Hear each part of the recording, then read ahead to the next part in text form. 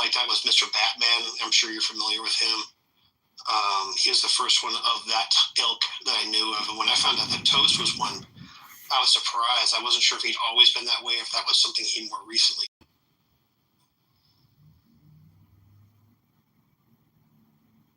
But unfortunately, he's not gracing us with any confirmation of any of these things. Now, some of his more controversial stuff, I'll leave. Well, why don't you, if it's okay, what was the meme or picture that he put up that you said you wouldn't tolerate? What was it? A raccoon meme. And that is bad because... That's obviously indicative of being derogatory towards African-American black people. A raccoon is derogatory of yes. black people. Okay. Yes. All right. Okay. In old terms, is the shortening of that, and that. You're referring to coon. Yes. Now I know. Yeah. Now I know. Yes. And I will not tolerate.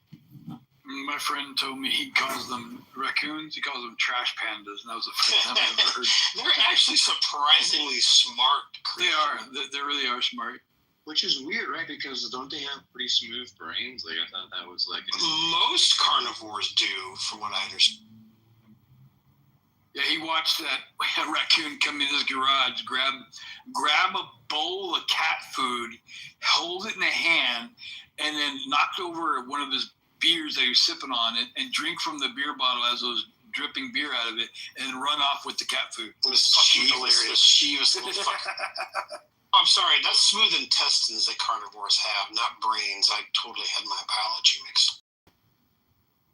Well, I think there's like a couple other examples that break that mold. So it's like, I don't know, I thought that was the indication of the fold, you know.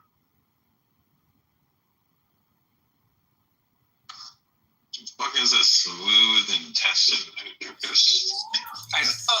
It's not as a carnivore's intestines are not as pocketed or as long winding of a intestinal setup as like our omnivore or herbivore. Push that shit out quite literally, putrefying meat. Yeah, I was gonna say I don't quite understand the reasoning behind Toast's, his sporadic cynicism, or I guess he enables like irrationality, and he's like, "Yeah, I'm crazy" or something. I don't know. That was like the first time I've been introduced to. Yeah, I've known Toast since about 2017, and I will say this: in his attitudes and in his demeanor and the way he carries himself and the way things usually end up going, he's very consistent. So I have to give him that. He's extremely good. You're always gonna get the same Toast, except if he's been drinking. But I think that's true for all of us. A slightly different version of ourselves.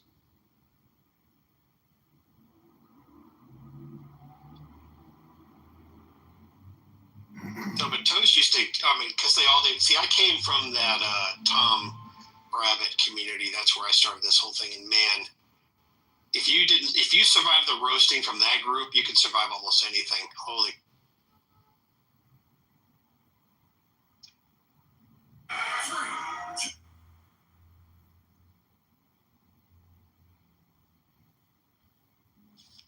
Toast, we're all severely disappointed in your silence right now. Is there anybody down there in the audience? I would argue that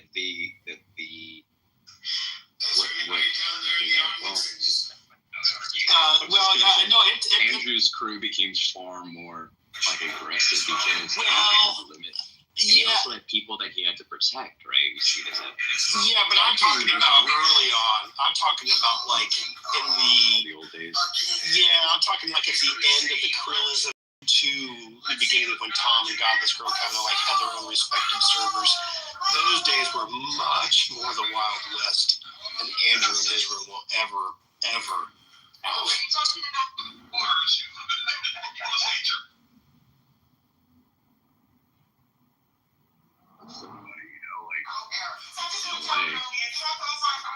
I'm sorry, I missed the. Sorry, I'm eating. It's very rude. I apologize. Tom was somebody at one point. He's that person was like, it's like the moderator in the old Great Debate days. Like Andrew, I mean, he's a person, obviously, right? But with the Pokeballs and all that, like it's difficult. About like management and mitigation more than anything else. Yeah, Tom still has that personality type. He still has all his capabilities. I think he just got bored with it.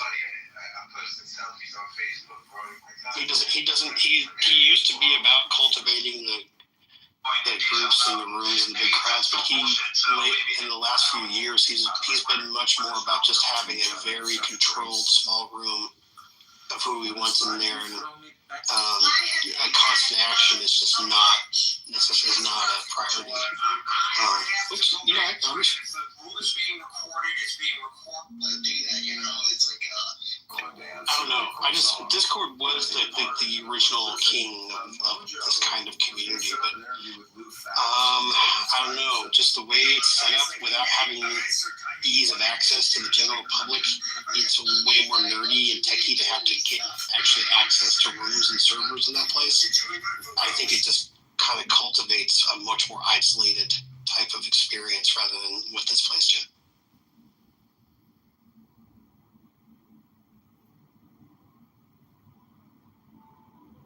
I got tired of it. I liked it. I'm sorry, but why are there more anime debaters on Discord than women's? Why is that? Because they are going to have a much easier time getting away with saying just about whatever they want. Whereas in a place like this, it's much more strictly monitored because there's much higher traffic. They're not going to be able to get away with saying half the crazy shit that those guys say. So it's a much, even though it's still, you have to be careful over there, it's still much easier to get away with saying just absolute garbage over there than it is.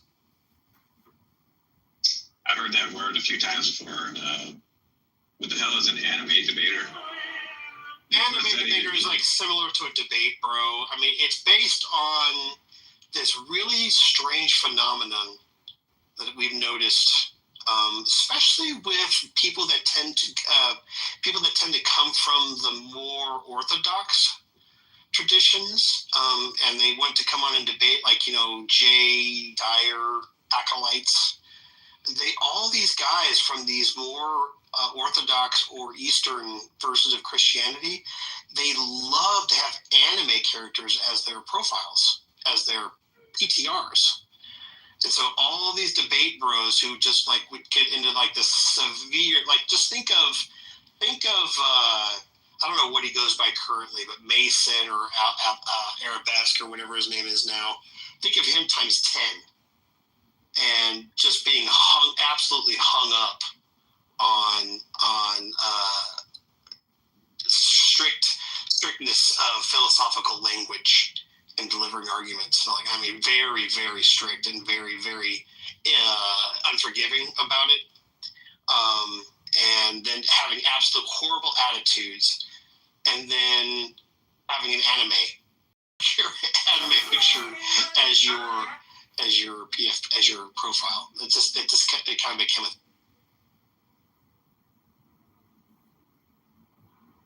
Like, even Converse has an anime as this thing. I mean, what is that? What is it with the anime? Why do all these guys so fit? It's me. I don't ever see, unless I'm wrong, I've never seen a female, or very few, with anime profile. So you've got like femcel and incel that lean into anime community, but then you also have it overlapping with like other communities, right? There's something about anime that's always been very important to the Black community. It needs to stay that way. You know what I mean?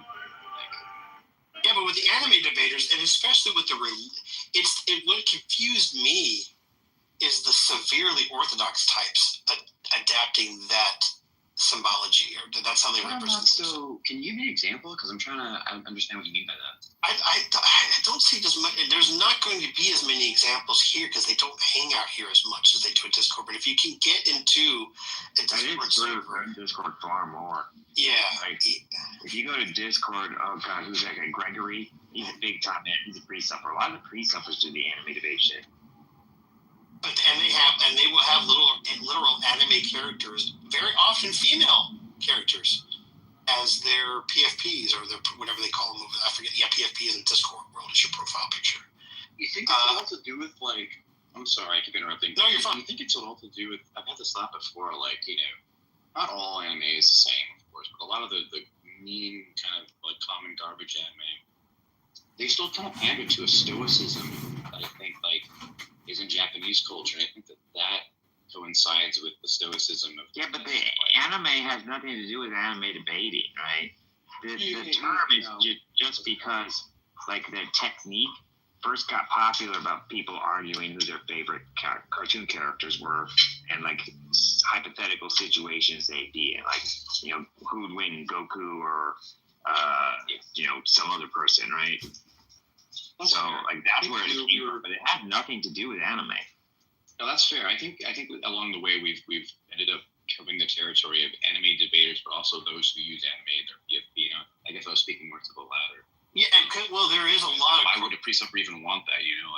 There's a lot of coincidental link up there because a lot of those debate bros, the other word for them is debate bros. A lot of those guys, they will have anime profile. It's crazy. Now, given my daughter is majorly into Eastern culture, Far Eastern culture, and she turned me on to a couple of those, like Death Note, absolutely fascinating. Attack on Titan, pretty darn crazy and fascinating as well. Now, Overlord, that was a great series. I haven't seen that one yet. If you recommend it, I'll check that out. But most of it annoys the absolute hell out of me. But okay, cool. My daughter actually went. There's a local Comic-Con. It's not Comic-Con. It's called MTAC. That's this thing they do here in Tennessee. It's kind of like a Comic-Con for Tennessee, or I guess that's what it's about. But anyway, she actually dressed up. She made herself a Death Note costume. She was literally a big Death Note walking around. You could open the front flap and sign it. She got like 350 signatures on it. She couldn't get 5 open the feet. cover, you like see her boobs. What we're talking about, bro? Oh, sorry. How could you possibly say something like that? What the fuck? It literally starts off saying this is a story about my daughter. My fucking daughter. I seriously don't think he connected that to his head. No, there's no excuse. He wasn't paying attention then. There was no way he was paying attention to anything if he forgot. Yeah, I wasn't listening very closely. I'm out playing ball with my dog. I had my clip. But it is funny.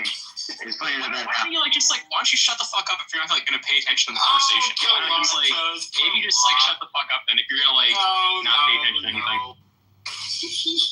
I just love having my Clint Eastwood Charles Bronson moment there for a second, where I said, "It's my daughter, bro," and dead silence. That scared Jude straight just then. Yeah, I'm outside playing ball with my dog right now. I can't listen to anything. Oh, that's so wholesome. Now you gotta say something inappropriate about his dog, Andrew, because that's. Your dog has one testicle. I don't. You're right. Your dog has big tits. Something like your dog. When you open up your dog's costume, do you see big? Yeah. Yes, I do. Absolutely. That's why every Halloween I dress her up. Like first I put fake boobs on her, then I put her in a giant book, and then I tell people to open it. Oh, somebody else has got their dog with them too. And Jude's also a Death Note fan. Crazy. You know what? I stopped after. I think I watched the first full season. I think I started part of the second. But for some reason I stopped. I don't remember why. It was really good. It does have some laggy spots. It does have some laggy spots that you kind of get through to work. Yeah, maybe it just got too slow at a certain point, and life came in, and then I never went back. I don't remember why. Slow. No, Judge. I honestly, I can only speak for myself, but I feel the same way about that show, and it's garbage. Which one? the first at least the first half of the season, first season great. The second half pretty good. But yeah, there are slow bits, and that could be the reason why I stopped. It's years old now, so I do not remember at which point I stopped, so I couldn't tell you if that was the reason. Yeah, listen, I am no anime connoisseur, but I enjoyed that one, and I enjoyed now Attack on Titan, and those you had to push through some laggy spots where I never got past like the 4th episode on Attack on Titan. Like, it's not even that I disliked it. It just didn't resonate with me at the time I was watching it. Yeah, for some reason it did for me, but I totally respect that. But it did. Those are the only. I tried to watch a few others, and I get kind of annoyed with it after a minute. But and also I think there could possibly be another reason why a lot of maybe guys and cell types. I don't know if you guys have noticed how they tend to draw females in the anime world, but what do you mean, Andrews? Could you please tell us more? Describe. Well, let's say they're wearing a costume. Let's say they're dressed up like a book, and you open up the front cover of the book, right? What would you expect? And it's your daughter? Not this time. Anyway, okay. My daughter did get me to watch another one with her because it's something we would do when she was still in school. So I did watch some of Naruto. I did watch some of that. And that one blonde master, what the fuck reason could they possibly have had for giving a blonde? Are you talking about Tsunade? Yeah, those are my names.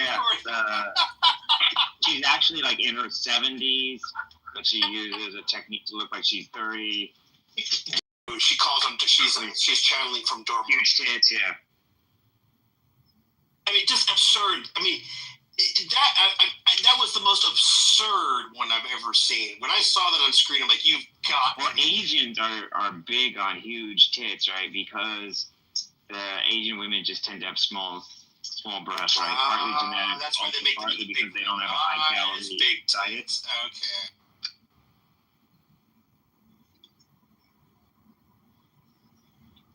I just remember watching that, and I just laughed so hard when I first saw that character come on the screen. And my daughter's like, "What's so funny?" I'm like, it's just absurd.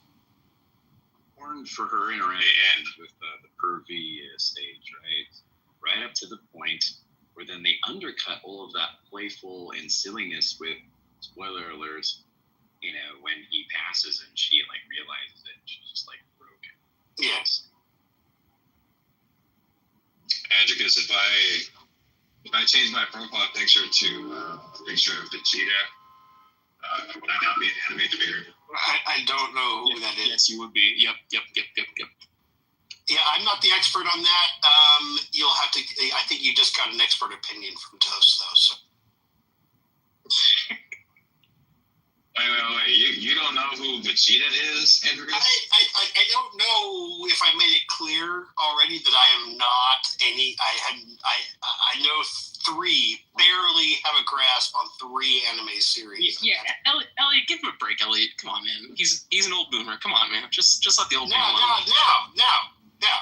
He ain't that much older than me. Come on, man. Now let me tell you something. You have to use a cane when he walks around, Elliot. I think actually, check this out, you young punks. Listen to this. I actually may have been one of the earliest purveyors of anime in the United States back in the 70s. There was a series called Star Blazers. Do you guys remember that, or did you ever hear about that? Dude, amazing science fiction. Maybe it was the early 80s. A science fiction series called Star Blazers, which I think was one of the first science fiction Japanese animes to make it over to the U.S. I loved that show. It was so cool. Introduced just a lot of cool technologies and ideas and characters and everything. So, gosh, who knows? If more of it had been presented, maybe I would have stuck with it. But that was the only one at the time that I was aware of. So you were an anime debater back in the 80s. Yeah. Oh my gosh. And it didn't really do much debating.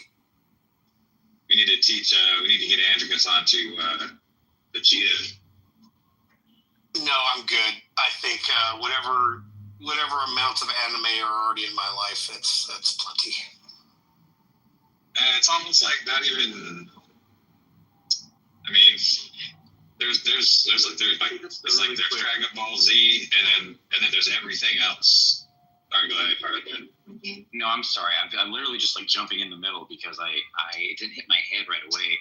So Andricus, I mean, I used to, well, just like I guess when I was getting more into like anime, watch, because it's like of a genre that's a space military, and but more recently there's a couple of like sci-fi space military ones that I've seen that I really like. But I think Starblaze is just like, it's from the 80s. That's like it's like one of the originals. I'm pretty sure it's one of the first ones that made it over to the U.S. It's they call it space opera, and it's going to be great science fiction. Yeah, it's funny, space opera. Hey, I'm sorry, Elliot. No, you're right, Elliot. It's like trope, or not trope. It's like a backbone. Yeah, it's a staple. Yeah. Speed Racer is probably one of the very first, right? That kind of made its way over. Oh, Speed Racer, we must go very fast. Oh. Man, the shit that I was watching when I was a kid was like Schoolhouse Rock. Yeah, I watched that too. Yeah, that's amazing how that cross generate. Saturday morning cartoons. Thundercats, He-Man, Thundercats. G.I. Joe. Fucking Magic School Bus. Sorry. I'm Mr. Bill, a lonely old Bill, That's really good. sitting up on Capitol Hill. Like, so kids are the biggest market center, right? So everything in half is made for them. And anime is like super effective for that. And there's no doubt of the reasons too that might make it super big. I just want to say, like, you look at some series like okay, something that kind of maybe bridges the gap would be like Mob Psycho, because it's still so much shonen-y, but also it's a bit more challenging philosophically, psychologically. Or you could look at something like a Netflix series, The Blue Line Samurai, which is just so well done, right? And it's like a period piece, and it's not all that shonen jump, Naruto, trash.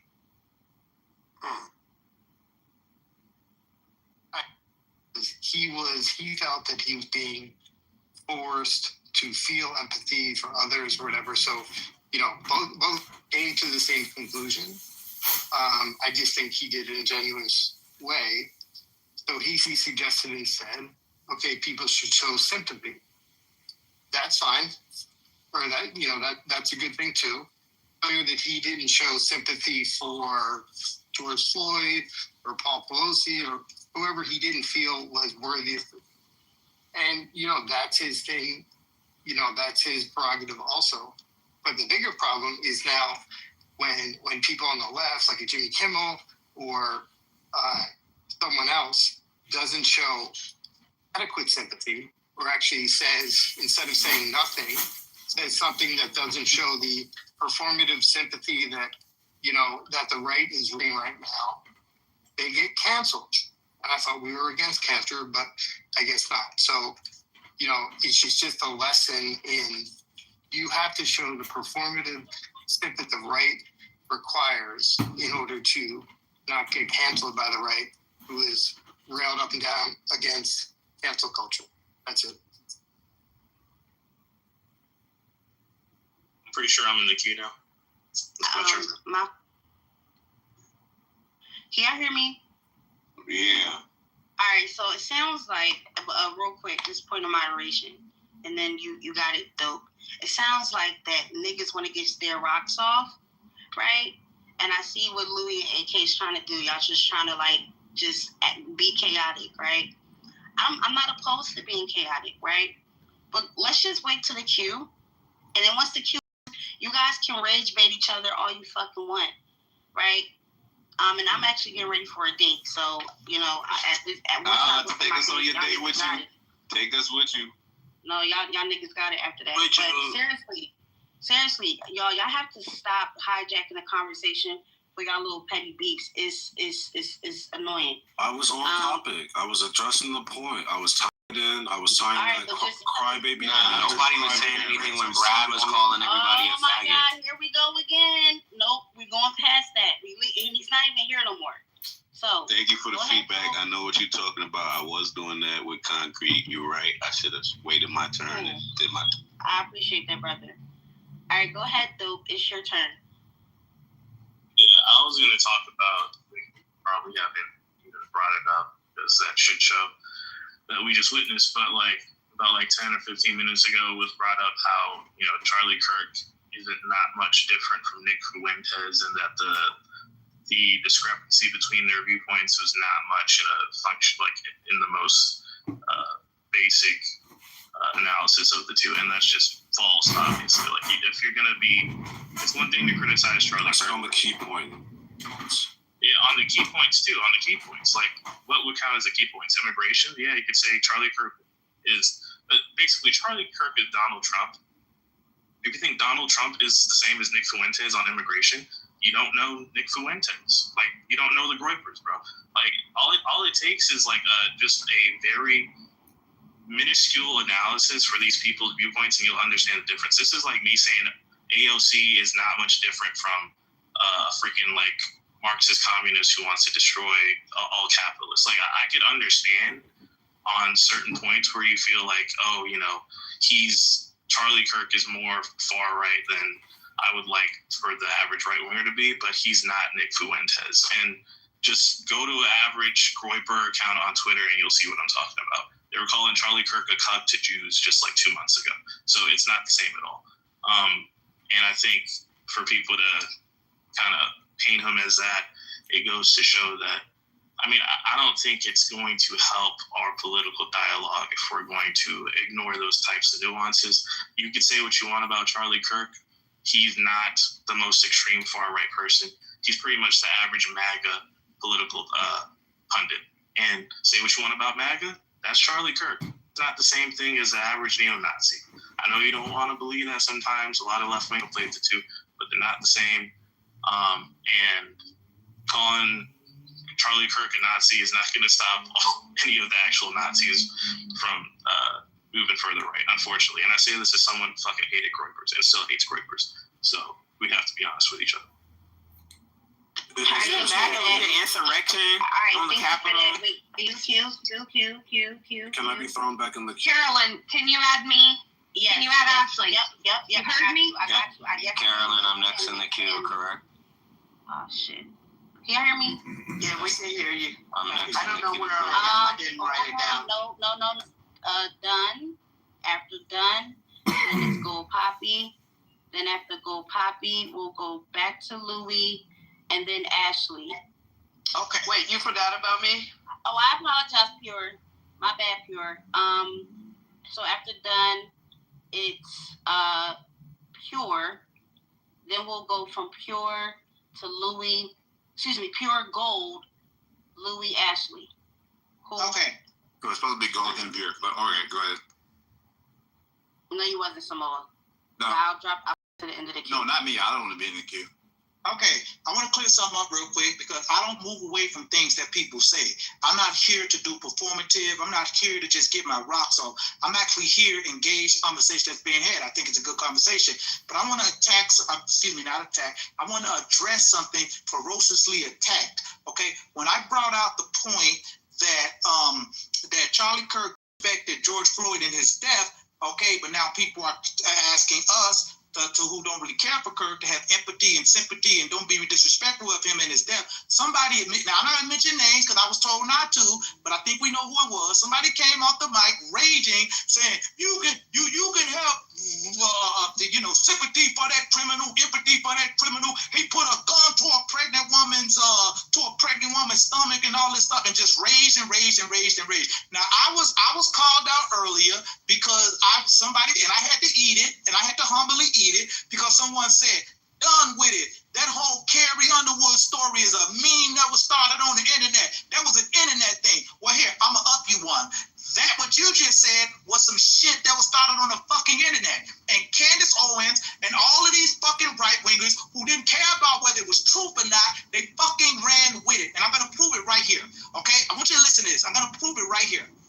1 second. Give me 1 hot second. Give me 1 hot second. Right here.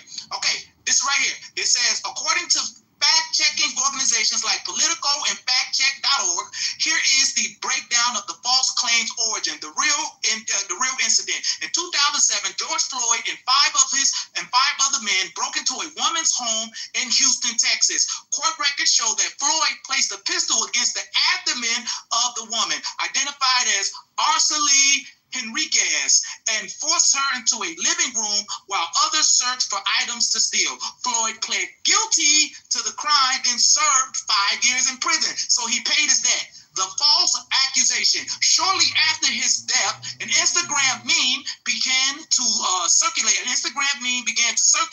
That made several fabricated claims about the 2000 robbery. It falsely stated that the woman was pregnant, that he beat her, and that he threatened to kill her baby. The meme also used a photo of a different woman, Andrea how do you spell this? How do you say this name? This last name? Sigigno.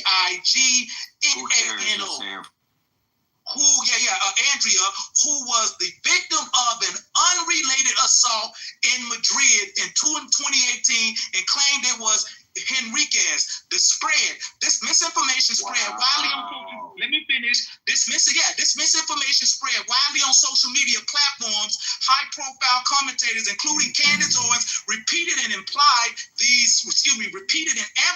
these false claims. Factchecker.org sources have identified these statements as inaccurate and have highlighted that the court records from the 2007 case do not mention that the victim was pregnant.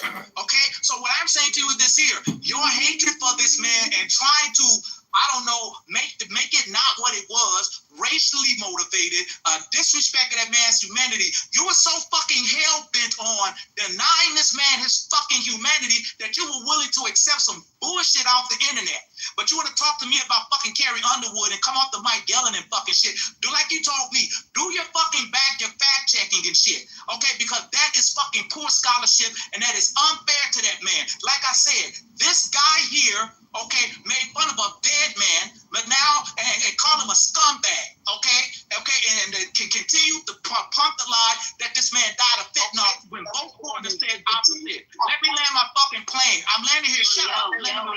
And fuck Charlie Kirk. May him rest in peace. May Charlie Kirk rest in peace. We were just having a civilized conversation, and now all of a sudden you guys are acting out of control. I don't know if Nathan came back or what, but we were just having a civilized conversation. And if anybody interrupts anybody during speaking, I've already got warnings, you will be dropped to the goo. Please allow Dunn to be finished. We have a queue. If you want to be added, just put it in the chat. Please don't come on stage trolling. Go ahead, Dunn. Thank you, sir. I'm landing here. I'm landing here because, listen, I don't care about all this extra shit. You can talk about me putting emphasis on it, kind of raising my voice a little bit, cursing a little bit. That's just me putting emphasis on it. I'm standing on the actual documentation. The fact of the matter is that is a meme that was started. They used a photo of another woman in another situation and replaced the original woman. And the bottom line is he didn't do that. Okay, he did not do that. The man did 5 years in prison. He paid his debt. Okay, he paid his debt. But yet you guys pumping that false lie because you hate this guy and you hate black people. Just call it what it is. You hate black people and you want to undermine black people's petition for justice as it pertains to the police department because you really hate black people and you're pro what the police do to black people. Tell it like it is. Just be honest, like the person said earlier. Be honest and keep it. You realize he was in the event of committing. All right, excuse me. We have a queue. Excuse me. Yes, I got you, Brad. Guys, we have a queue right now. If you want to be able to speak, I got you. But right now, please don't interrupt the stage. So next we have Go Poppy. Go Poppy is going to go. Then after Go Poppy, it is Ashley. Then after Ashley, it is me again. Oh, sorry. My bad. Sorry. My phone's glitching too. So it's Go Poppy, Pure, Ashley, Louie, and then after Louie. I thought I was going. No, I thought you were. No, let me look at the chat again. Hold on. Shit, I'm gonna have to write this shit down because it's too many people in the chat, and my phone is glitching. That's that Android. All right, well let go. While Gold's talking, I'll just update it in the chat. Go ahead, Gold. Oh, you can put me in the queue too. This is Coco. I got you. Go ahead, Gold. Are you there? Going once. Yes, Gold, I'm are you there? Okay, go ahead. Yeah. I think, like, again, and I hate to sound redundant, George Floyd was a criminal. He had a criminal record, and that's a matter of a public record, right? However, having a criminal record, and mind you, I lean more towards the right, but I also have a brain where I can think to myself, I don't play fucking Power Ranger team, right?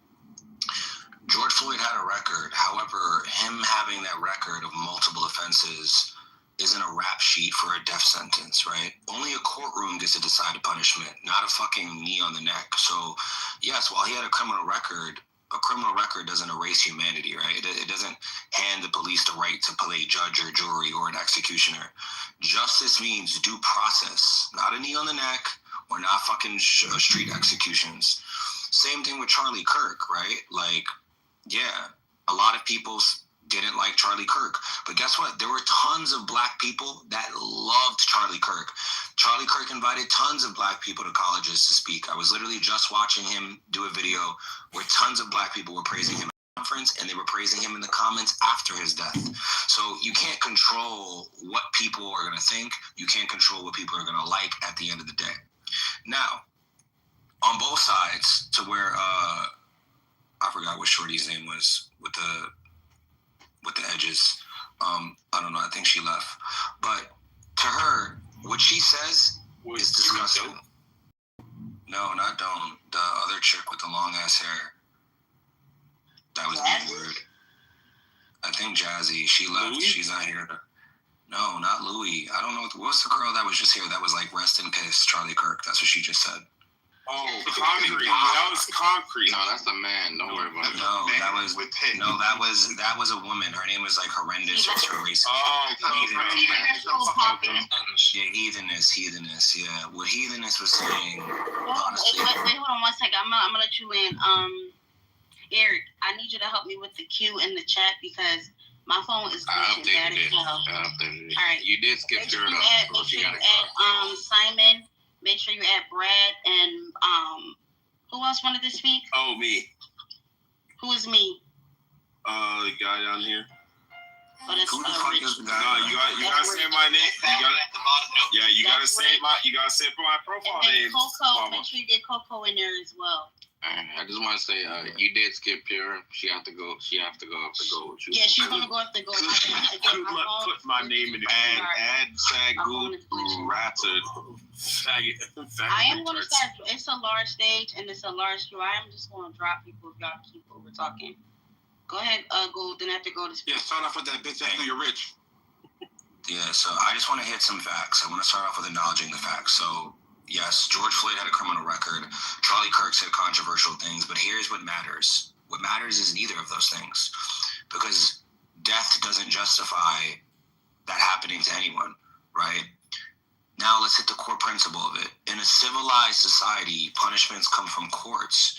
They don't come from knees. They don't come from a nigga with a 200-yard shot with a sniper rifle on top of a school, right? So if we excuse death because we dislike someone's past or we dislike someone's politics, then we've just completely abandoned justice for vengeance, right?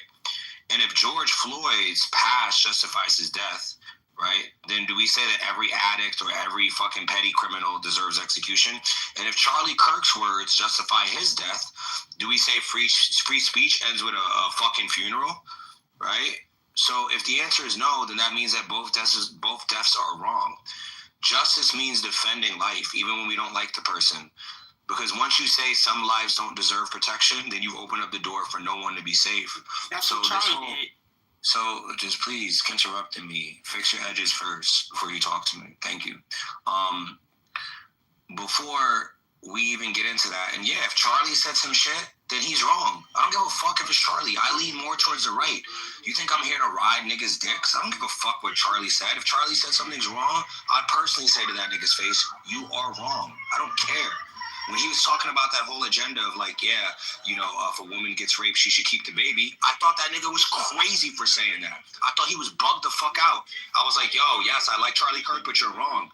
So niggas need to realize just because niggas rock on one side, they rock on the left or they rock on the right, doesn't mean that I'm going to sit here and condone what somebody said because they wear a fucking MAGA hat and because I agree with 90% of they said. He could have said 90% of the greatest shit of all time that I agree with. If the 10% of what he said I didn't agree with, I'm not going to agree with it. I'm not a dick rider. That's one thing I am not, for sure. So whether it's left or whether it's right, a lot of you are going to be wrong and strong, and you can't be both. You can't be both wrong and strong. You got to either pick a side. Like, niggas like to debate, but they don't back down and be like, you know what? Yeah, you got it. I might be wrong for that. I might be bugging for that. Like, niggas want to stick so hard and ride on their own dick of what their own opinion is that it's just like this narcissistic attitude. Like, nigga, you're not going to be right about everything, and you're not going to be wrong about anything. Sometimes you win some, sometimes you lose some. But when you do lose some, you have to be humble enough to look at things objectively. And you know what? Actually, I might be bugging for that. Let me take a step back and look at things objectively. But no, a lot of you like to use your emotion, you use your anger to refute your logic when it doesn't make sense. Take a step back. Calm down, go take a fucking walk around the block, get a chopped cheese in Arizona, smoke a blunt, and then come to your senses and realize what the fuck that you're actually saying on this app. George Floyd didn't deserve to die. Charlie Kirk didn't deserve to die. Whether you agree with both of them niggas, whether one was a criminal or one was a nigga that was outspoken, it don't fucking matter at the end of the day. The nigga didn't deserve to get shot in the neck. He had a family. And another nigga didn't deserve to have his knee on his neck. Both of those niggas died from neck incidents, and they didn't deserve that, point blank, period. And I don't care what anybybody else says at the end of the day. That's my fucking point. Land. Coco loved everything he said, especially the dick rap. All right, it's Pierre's turn. Rich, if you interrupt, you're going to get dropped, bro. I believe that people have a right to feel however they feel about whomever. But as you're feeling however it is you're feeling, I'm finding that a lot of people have instead of consulting with the God in them, have made themselves God and made them the arbiter of who should die and who should live. It's almost making me feel like we're back in the days of Caesar, whereby watching somebody die was a form of entertainment. Have we become so callous to the value of human life that we don't see the value anymore? Now, I'm not to be totally transparent, I'm not mourning Charlie, nor am I celebrating his death. I'm not celebrating his life either. I think he said some rather abhorrent things that I don't agree with. However, I'm not celebrating the fact that he was shot. Both Charlie and George had value to their life. What I'm wondering now, do you think there is a way that we can have discussion that makes us reflect on the value of life, of our own lives, of how we're valuable in the world, and can we make their lives mean something? Whether you feel like it's the worst of the worst or the best of the best. Are these people who are just, dying in vain and their reputations are in a dirty alley somewhere? Because I've found, this person deserves to be in hell, that person deserves to be in hell. And the only person who really gets to say who deserves to be where is God. And last I checked, none of us were that. Because if I were God, there'd be a whole lot of people here and then probably a whole lot of people not here. So yeah, I would just implore you at some point during this conversation where everybody has a right to feel the way they feel and has a right to voice themselves feeling the way they feel.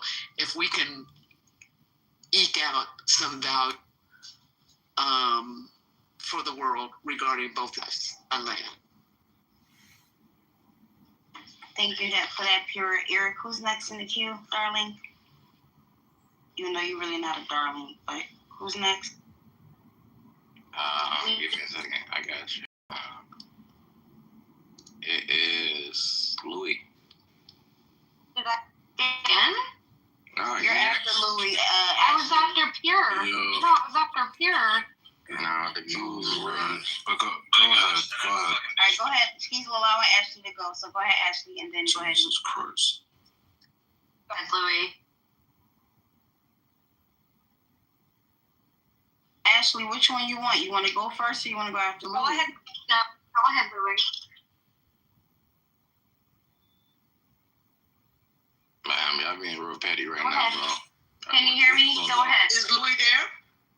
Louis, you there, love? I didn't get it. You know, go ahead, ladies first. Go ahead, Ash. I actually got. Let's roll. Okay, I'll go ahead. I just wanted, like, I shared it in the chat, but I saw something and it kind of, like, I have been wondering why this bothered me so much, right? So I saw a TikTok and it said in 2020 people found out who would be okay with killing a president. In 2025, I found out who would be okay with killing me. Wizardry and witchcraft. And it struck a chord with me, and I think a lot of it right now from the conservative side is fear. Because we're seeing people, like, justify and celebrate somebody's death. Somebody that a lot of us share, not all, but a lot of the same views as. And I think that's the truth, and that's the underlying matter, it's fear. And I think a lot of people discount that. And not a lot of people are speaking up about that. Now this is interesting, and you might understand. Was that it? I landed. Word. Yeah, I mean, it's like another, like, a nothing emotional talking point. No one wants to kill you. Like again, like, you guys cry about the guy, and then you keep pushing out the crybaby, the left is the enemy ideology that keeps pushing people towards radicalism.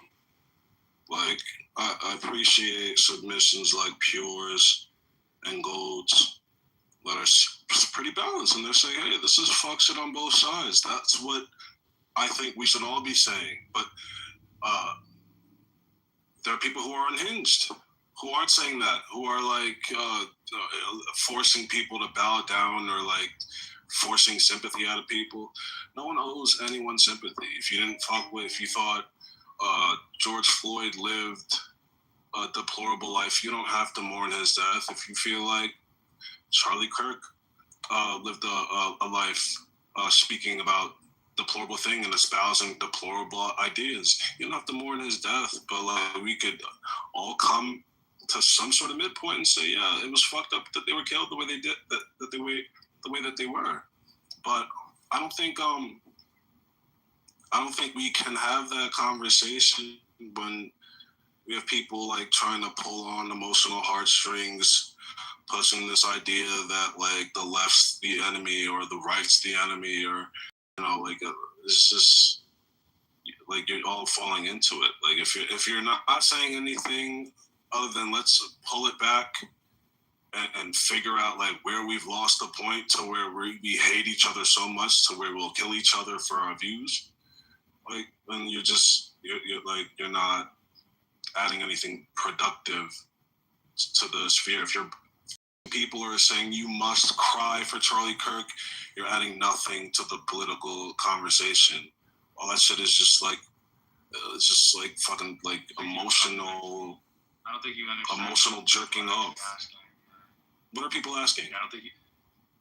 Well, I think you fundamentally. I'm gonna go on camera. No. Let me just humor him for 1 second. No, that's not fair. No ISOs. It's not fair. We gotta keep going. Well, this is Yeah, that's pretty much it. Like, just like we have to all pull it back and like be real with ourselves and stop fucking this emotional jacking off, like forcing people to feel bad about it. No, everything has happened. And like, where are we going from here? Are we going to continue down the road that we've been going this far, or are we going to like pull it back? And it seems like you guys on that side don't want to pull it back. That's the reality of it. That's what I hear whenever you guys fucking open your mouth and make a submission. It's just more tension, more them versus us, more division. But go. All right, from the looks of it, is Simon going next? Yes. Okay, go ahead, Simon. So just to address these points, like nobody is demanding anyone more Charlie Kirk's death. The values of America are pretty specific, and it's to abide by like basic, life requiring values like free speech. So the whole is that if we can't all come together as a nation to all be able to say that nobody should die as a result of a person doing like the most basic American values, like we're flabbergasted by people saying like this person deserves to die, or he or however they want to phrase it. The whole point is that Charlie Kirk did American things. If you can disagree, I agree with almost everything he said. It's a travesty, and compare that to George Floyd. I think it's a massive perversion of like the events that actually ended up happening, regardless of how George Floyd died. Like we can take it case by case, but he doesn't deserve to die. I think. So I mean, I don't think you understand what people are fundamentally saying about Charlie Kirk in terms of like the response that people are getting, and cancel culture is warranted for people who fundamentally disagree with the most basic values of America, because it's free speech. Nobody should die for just speaking. Thanks a lot.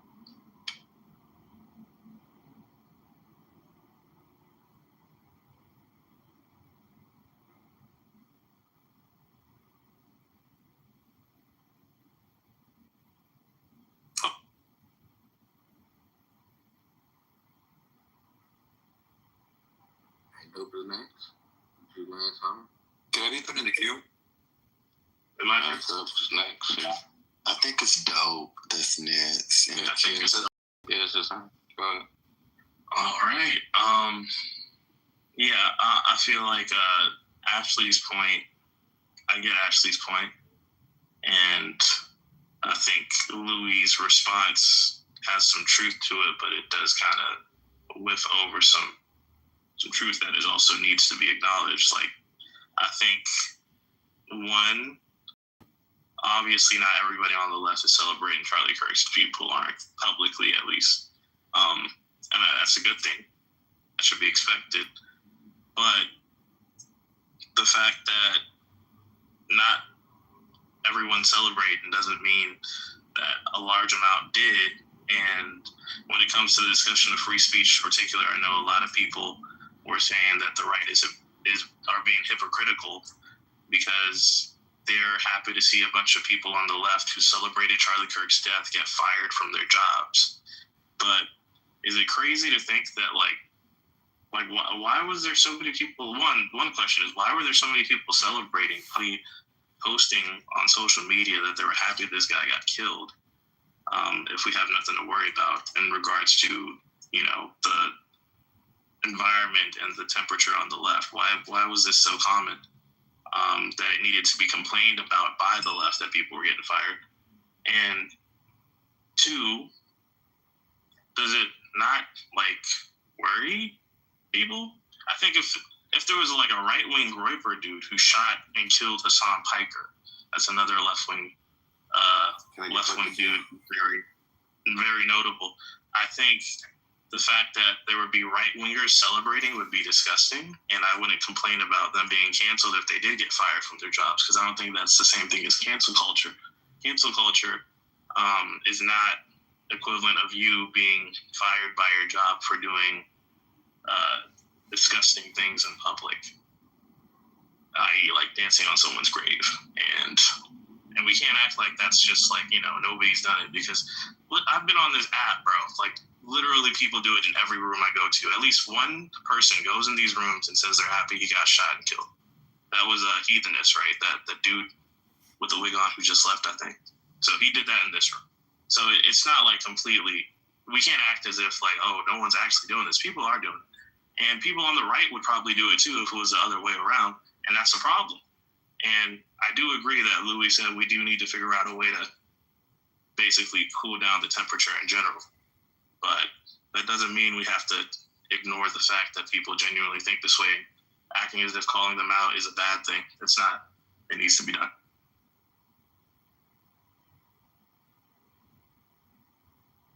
Yeah, Brad. Yeah, I find that we're going to go, it's just emotional response and then give us a tirade of another emotional response. So let's remove the hyperbolic. So, I don't know, for the last, since Trump came down the escalator in 2016, conservatives were kind of having their internal dynamic. We had our own Revolutionary War internally, or our own civil war, if you will. Trump won out, MAGA won out over it. There was a lot of divisions. There was a lot of hurt feelings in there. Conservatives, Republicans, MAGA all came together, libertarians, and we all sat down and said, well, what is the best for our party going forward? We don't all agree. And we kind of said, all right, we'll stand behind Trump. Trump got up there, and he did some good things. Was it 100%? No one ever looks at that. But then, the pandemic happened, and we started to see a shift in our group. We were told we were authoritarian. So conservatives sat back, Republicans sat back. MAGA was the one saying, no, we need to fight. And people were like, no, we just need to relax because the left is upset again and we don't want to hurt their feelings. The left went on and exploded. They fired nurses and doctors for questioning the efficacy and the protocols that were in place for the pandemic. Newspaper reporters were fired. New York Times reporters were fired for questioning politics or questioning anything that was outside the norms of the left. We watched shows, Hollywood stars, music individuals get fucking crushed and canceled by the left. We saw a Me Too movement that rose out, fucking lied on a bunch of shit, and then fizzle out, canceling a lot of people on the left. Oddly enough, that fucking go still running in New York City and has a shot to actually win it, which is fucking wild to me in its own right. But this is the rhetoric. And again, it was always there. We went through and watched them, parents in Virginia as domestic terrorists, sit there and look at a religious group and sent police to a Jewish ceremony at a synagogue and have them arrested, and watch de Blasio fucking put that on CNN Live. We watched, Ray, and various other entities under the past administration, under the left, sit there and call out and say, hey, the most dangerous thing is a Catholic fucking person in America. So we're going to just brand a whole fucking group of religious as terrorists. But then, and everybody accepts it, particularly went fucking nuts. And then when people said, Christians on the right said, hey, this shit in Detroit right now where you have a Islamic mayor saying we're going to rename Main Street Osama bin Laden Avenue after a Hamas fucking proponent and terrorist and advocate, non-American, we're going to rename that street. And the people of that town say, we don't want this. The mayor turns around and says, well, the greatest thing will be when you leave our town, we'll throw a parade so you can get out. And basically told citizens that put him in power to get the fuck out of his town because he wanted to name it Osama bin Laden Avenue. This is the weird shit of the left. And you keep hearing this over and over again. And then they want to throw it on you and say, here. And I encourage conservatives, fight back. At this point, what more do you have to lose? There's nothing. There's really nothing to argue with these people. There's no point in asking for bipartisanship. There are people that, who was that one guy? Where is he? Whatever his name is. He asked, like, oh, we can discern and make for yourself. You can. In seriousness, you can. But you can't with the majority of what's going on in the left. You can't do it with the majority of the rhetoric. You had Chuck Schumer threaten a fucking Supreme Court justice, actually have to have police come out, arrest somebody who was going to commit said act, and then turn around and say, oh, it's not me, it's the right that's the political terrorist.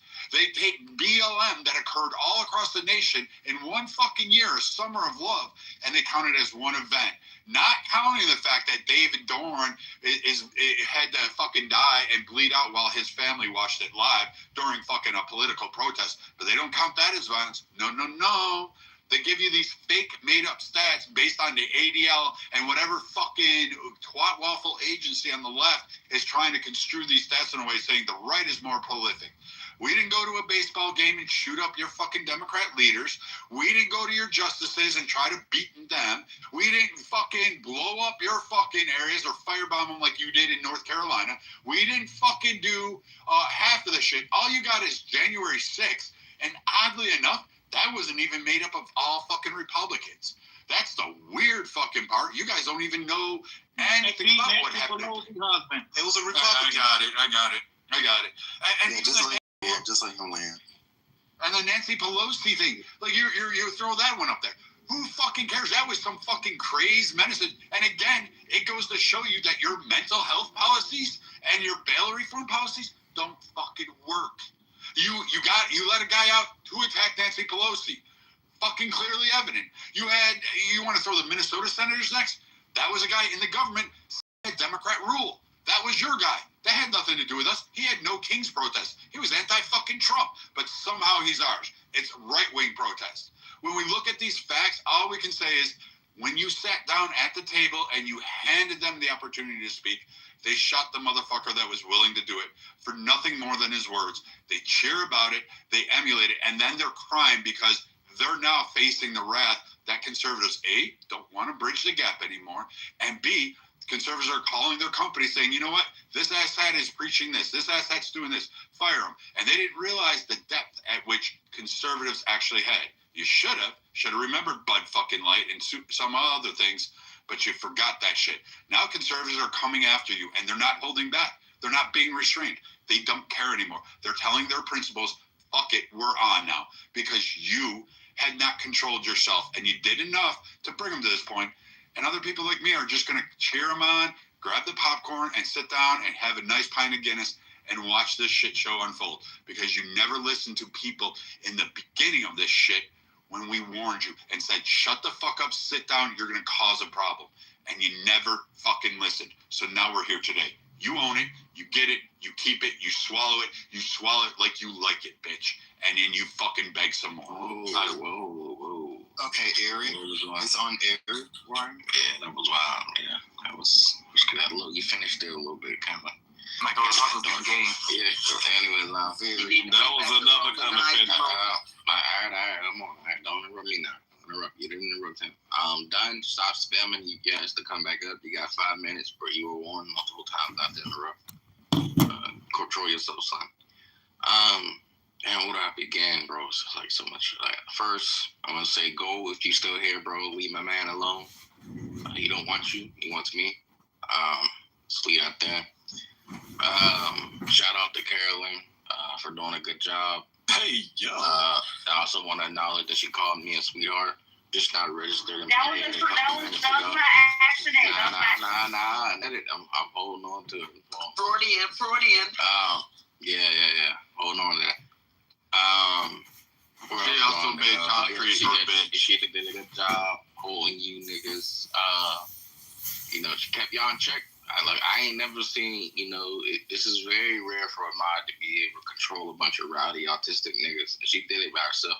So you gotta give her that. In this conversation, bro, you told Nathan that too. Yeah, I will in the mod meeting. I definitely will tell him that. Definitely will. I'll put your hat in the ring. And also Louis. But yeah, this conversation, bro, I don't know what it is. I don't know if I give a reason, like if I don't talking about, I think I do actually. I mean, that's it. I just really don't give a fuck. Maybe I'm hearing it. I don't know. It's one of those. It's like overplayed, bro. A lot of you, everybody on both sides is annoying, bro. Like the niggas dead, it's not coming back. It's not gonna change nothing. There's gonna be another Charlie Kirk, and niggas gonna die tomorrow. Like people, you just can't help it, bro. People are going to die. That's just the grim reality of a real crazy people do crazy things, and unfortunately, people suffer from that.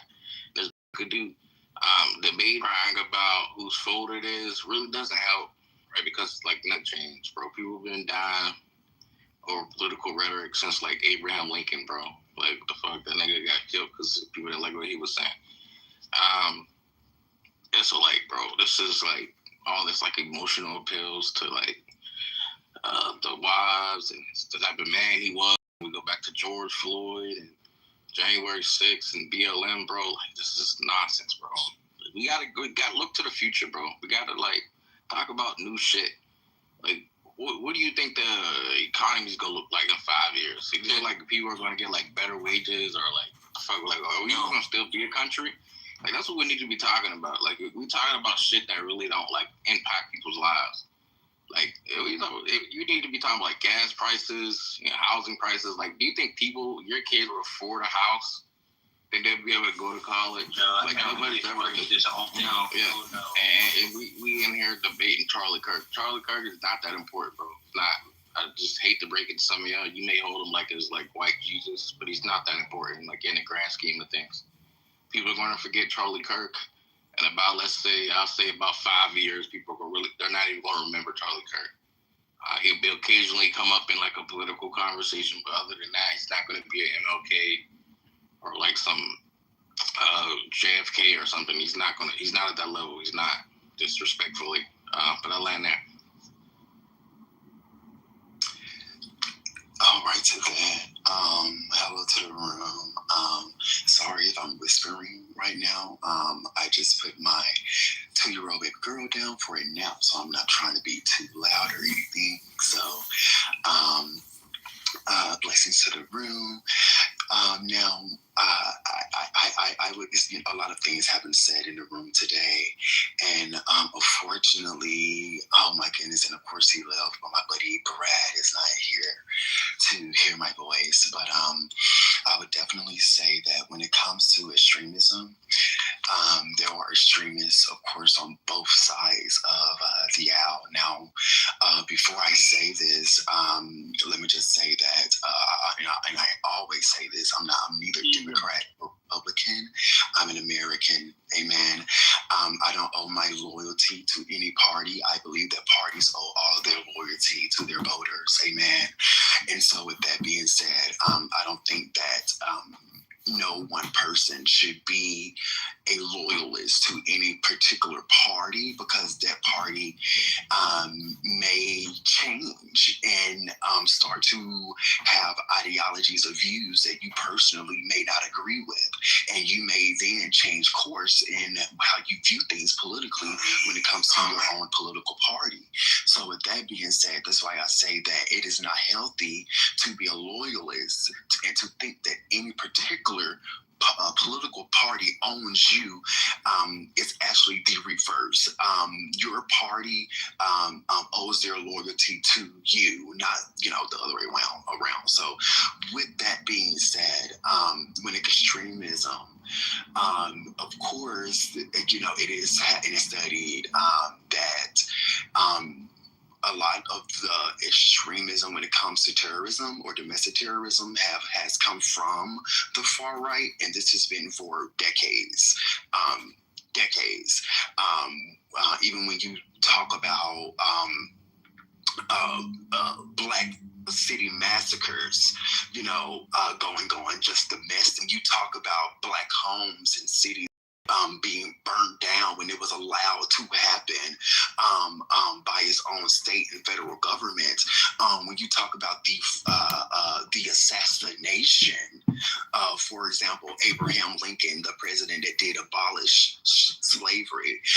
When you talk about the assassination of Robert F. Kennedy, it goes to show that these extreme practices that's been done for years have mainly comes to murders, have mainly been done by the far right or people with conservative beliefs. And when I say conservative beliefs, I mean under the umbrella of white America.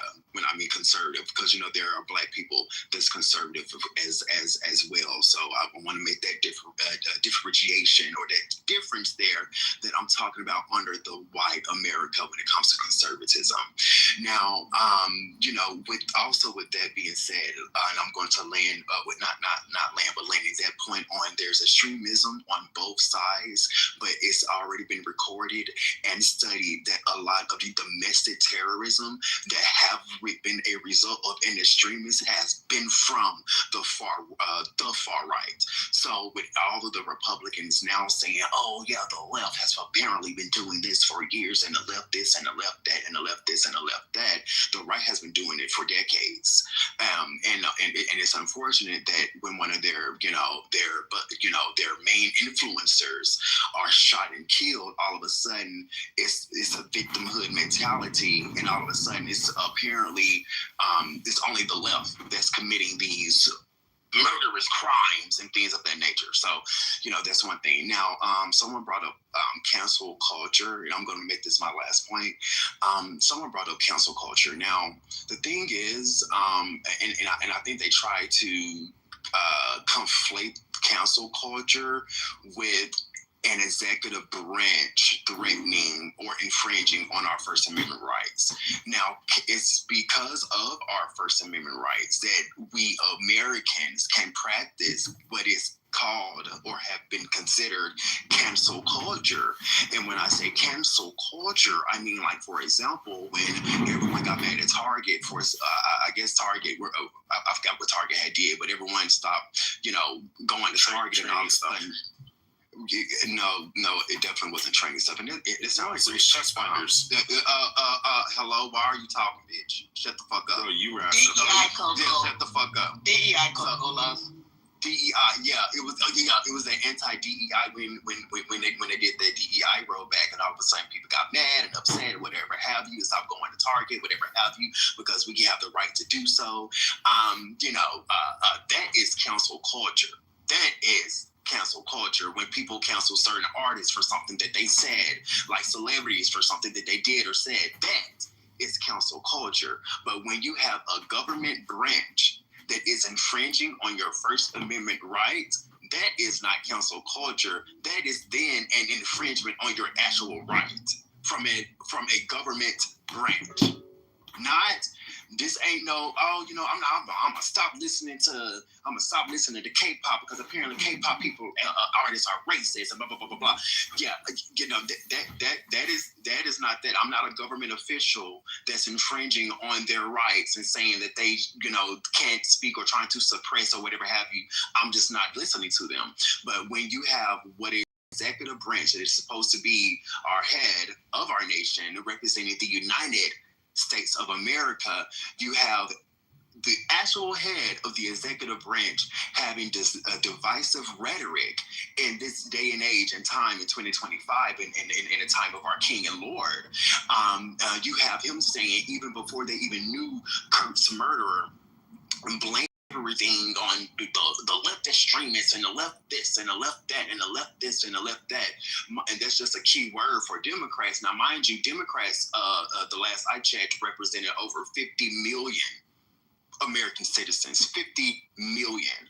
And I think when Biden was elected president, I think he received like the highest votes of president in American history, and that was like over 60 to 70 million Democratic voters. So when you have a president of the United States of America threatening over a demographic of people that represents 50 plus million American citizens, that is a problem to me.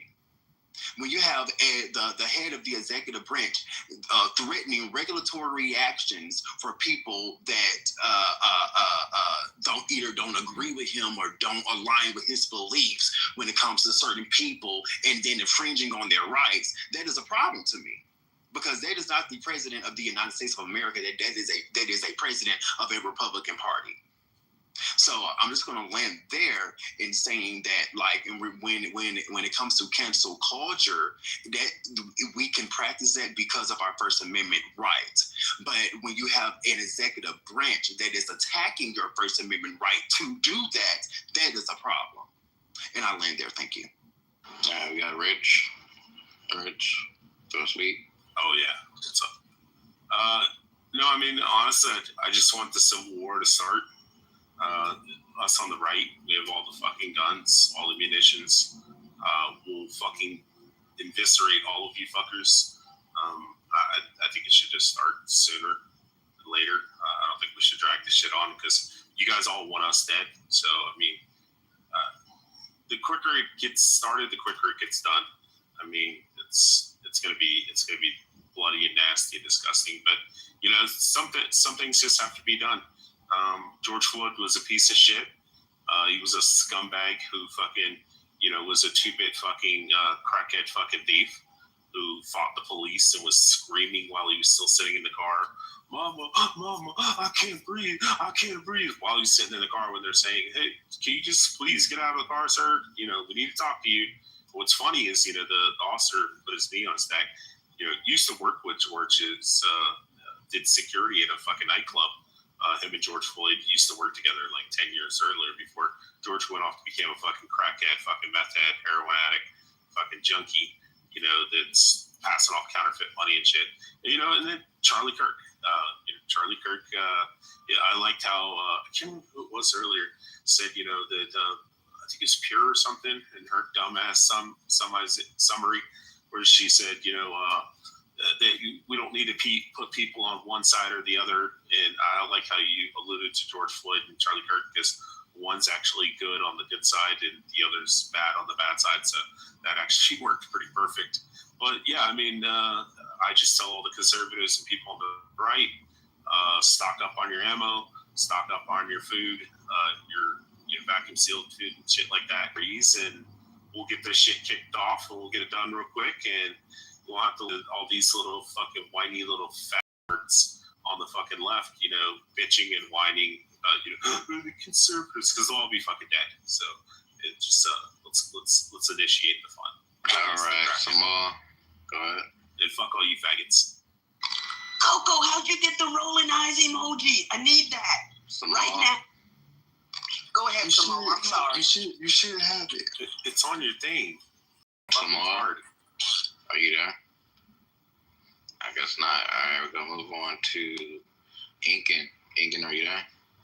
Yeah, I'm here. Yeah, I just want to say, first of all, Eric, you were wrong. I told you that wasn't a love note in the bullets. I heard you. The messages came out. You pointed out there were memes. It's okay. I'll take the W. You can take the L. I never said that. Okay. I'm reclaiming my time. Okay. So what was for like I was saying. All right. Look, this is kind of fucking simple. Number one, I agree with Eric. This shit is kind of boring. I don't know why the older people get, the more they want wars to happen within their own country. I feel like they're afraid that something historic is not going to happen in their lifetime, which, by the way, it's really not fucking not on the scale of whatever. But the thing is that there's this weird thing where it's do you approve of? And you could be like, no, I don't approve of. What if us on the right allow you to kill all the pit bulls and can you be on our side? Yo, ain't no time to hit me with propaganda. I will let you kill every Go. Listen, but this is what I'm trying to say. Look, yeah, the puppies. When people say celebrating, it's no, I'm not celebrating. I don't approve of it either, right? But then there's this thing, well, if you're not celebrating it and you don't approve of it, then you should denounce it. And that's where I think that's kind of weird, because this whole thing this whole political thing revolves around not admitting that you're wrong and trying to prove that the other side is not right. That's the whole thing about it. This is why it's not enough to say, yeah, I don't approve of what happened, not celebrating it. You need to denounce it, right? Regardless of the fact. Well, what did Ben Shapiro say when the Quebec shooter was, consuming his media like a motherfucker? Hey, my rhetoric has nothing to do. Okay, cool. All right. Sure. I mean, what am I going to do about it? Cry about it? No. Okay, well, just keep it like that, right? I don't have to approve of something, and I'm definitely not celebrating it, but that doesn't mean I have to denounce it, right? I just don't approve of it. And that's a problem. If you're not saying, we were wrong, like that South Park episode, we were wrong, then they want to get you in this weird spot, well, do you approve of it? And it's nah. But by the way, if you look up the stats, how many mass shooters in America, where they go on, oh, what are they consuming? What are they consuming? Are they consuming right-wing propaganda? Right? Exactly. Are we going around saying like, well, admit to me right now, like, look what he was reading. It's something predicated on violence. These things aren't congruent. They don't line up. Feel like this is just a headline. There's not this amount of coverage for, I don't know, when kids get shot like mercilessly. There's no push for gun reform, even though like the father's like, yeah, my kid had depression. He was on the pills. He stopped taking the pills, and I left my guns out in the living room, locked and loaded like every other fucking day. You know? So yeah, it's kind of fucking boring at this point. Just want to say I don't approve of it. I want to end on that. Don't you worship a moose? All right. Wait, who said about worship a moose? All right. Bro, I know you're not talking, bro. I know you're not talking with the tikka masala with the fucking like fucking chickpea motherfucking hump. All right, we're on mic. Mike, are you there? Yo. Go ahead. Okay. Oh yeah, bro. Go eat some cow, bro. I'm pretty sure that's allowed in your house.